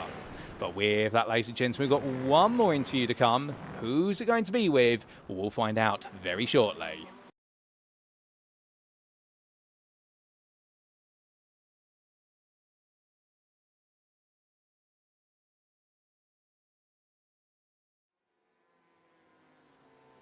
And so, ladies and gentlemen, for our final interview this evening, he joins me now in the interview room. It's the first interview of the season for him. It's Chris Susky. Good evening to you, Chris. And what a round for yourself. Starting from the back of the field, 6th for the interclass in the end. I mean, you had a lot of fun out there. Oh, I had a blast, man. It was an absolute ride of a good time. Oh, fantastic. I mean, you sound happy with it, and I've got to ask, what made you decide not to put in a lap in the end? Did you just want to go for, not necessarily the last to first change, but did you feel as though the further back you start, the more chances you'll have? It was more, it was just more a case of, just trying to keep it, out of trouble early on. I found that if I'm further back, I can just sort of let people go and not have to fight too hard and settle into a rhythm pretty quickly. Oh, fair play. You definitely did that. And whilst we did have a few drivers get it wrong in the early stages, particularly in the Pro and the Elite classes, most of the Inters survived the opening few laps, but you were picking them off one by one. I mean, what was the secret to the Ford GT? Because you look so comfortable in this car. That is the secret, just being comfortable and I had my music going. I was just kind of cruising through, and I found with Road Atlanta, my experience doing Petit Le Mans, I think it was 2 years ago, just helps immensely picking the lines and picking the places where to pass. Oh, I see. Well, definitely that experience and that knowledge has definitely helped you out, no doubt about it. And we've got to see it time and time again. On the strategy front, I do have to ask, one of the things we've seen this season is that whereas a lot of drivers, of course, just take fuel in the pits, I believe you're taking the tyres as well. Is that just for comfort, or is it something you've always done? That's really just a comfort / strategy call. I've noticed that I'm very difficult at saving tires. Like I struggle at times, and so if it's a track like Daytona, don't really need to save tires all that much. So I took tires because it's learning the car more than anything. I see. And, well, to be fair, whilst you may be taking tyres, the one thing you always give us as a result is the brilliant second stint as well. We see you fight your way up the order, and then you have to do it again. I mean, how do you have the energy to do it for 60 minutes? Most of our tries are exhausted, whereas for you, it's just, I'll just go again. I'll just overtake as many as I can once more. That's just down to me, again, having a riot of a time in the car. Just, like I said, music's going, I'm focused, I'm locked in, I'm not concerned about what's going on around me. I'm just forward. Oh, well, to be fair, moving forward like that, and that focus is absolutely brilliant. I mean, everyone will agree there. We love your attitude. And after 4 rounds, you're definitely getting to grips with things, enjoying the battles. I mean, looking ahead to Mexico now, what can we expect from you there? That'll probably be the one round that I actually put the most practice in for. I am woefully underprepared for Mexico, truth be told. Oh, fair enough. Well, a bit of practice always makes perfect, they say. But to be fair, we look forward to seeing what you can deliver there. And just as we get ready to let you go, I do have to ask, firstly, what's the story behind the team name of China Shop Racing? Is it because, I mean, there is the saying, the bull in a China shop, or is there a completely different story? Oh no, it's full on bull in a China shop. That actually stems from my Twitch channel being Mad Bull Gaming. I've been streaming these on my end as well, my POV. So definitely been having like I said, just an absolute blast learning the Ford and just something new. I normally do ovals too, so this is something out of my wheelhouse. Oh, fair play. Well, I'm glad we've been able to draw you away from ovals. Not as anything bad about them. Indeed, a lot of people underestimate how challenging ovals are, no doubt about it. But to have you on this GTE grid is a joy. And lastly, I always have to ask, and particularly if it's your first time in the interview room, is there anyone you'd like to give a shout out or a thank you to on the broadcast?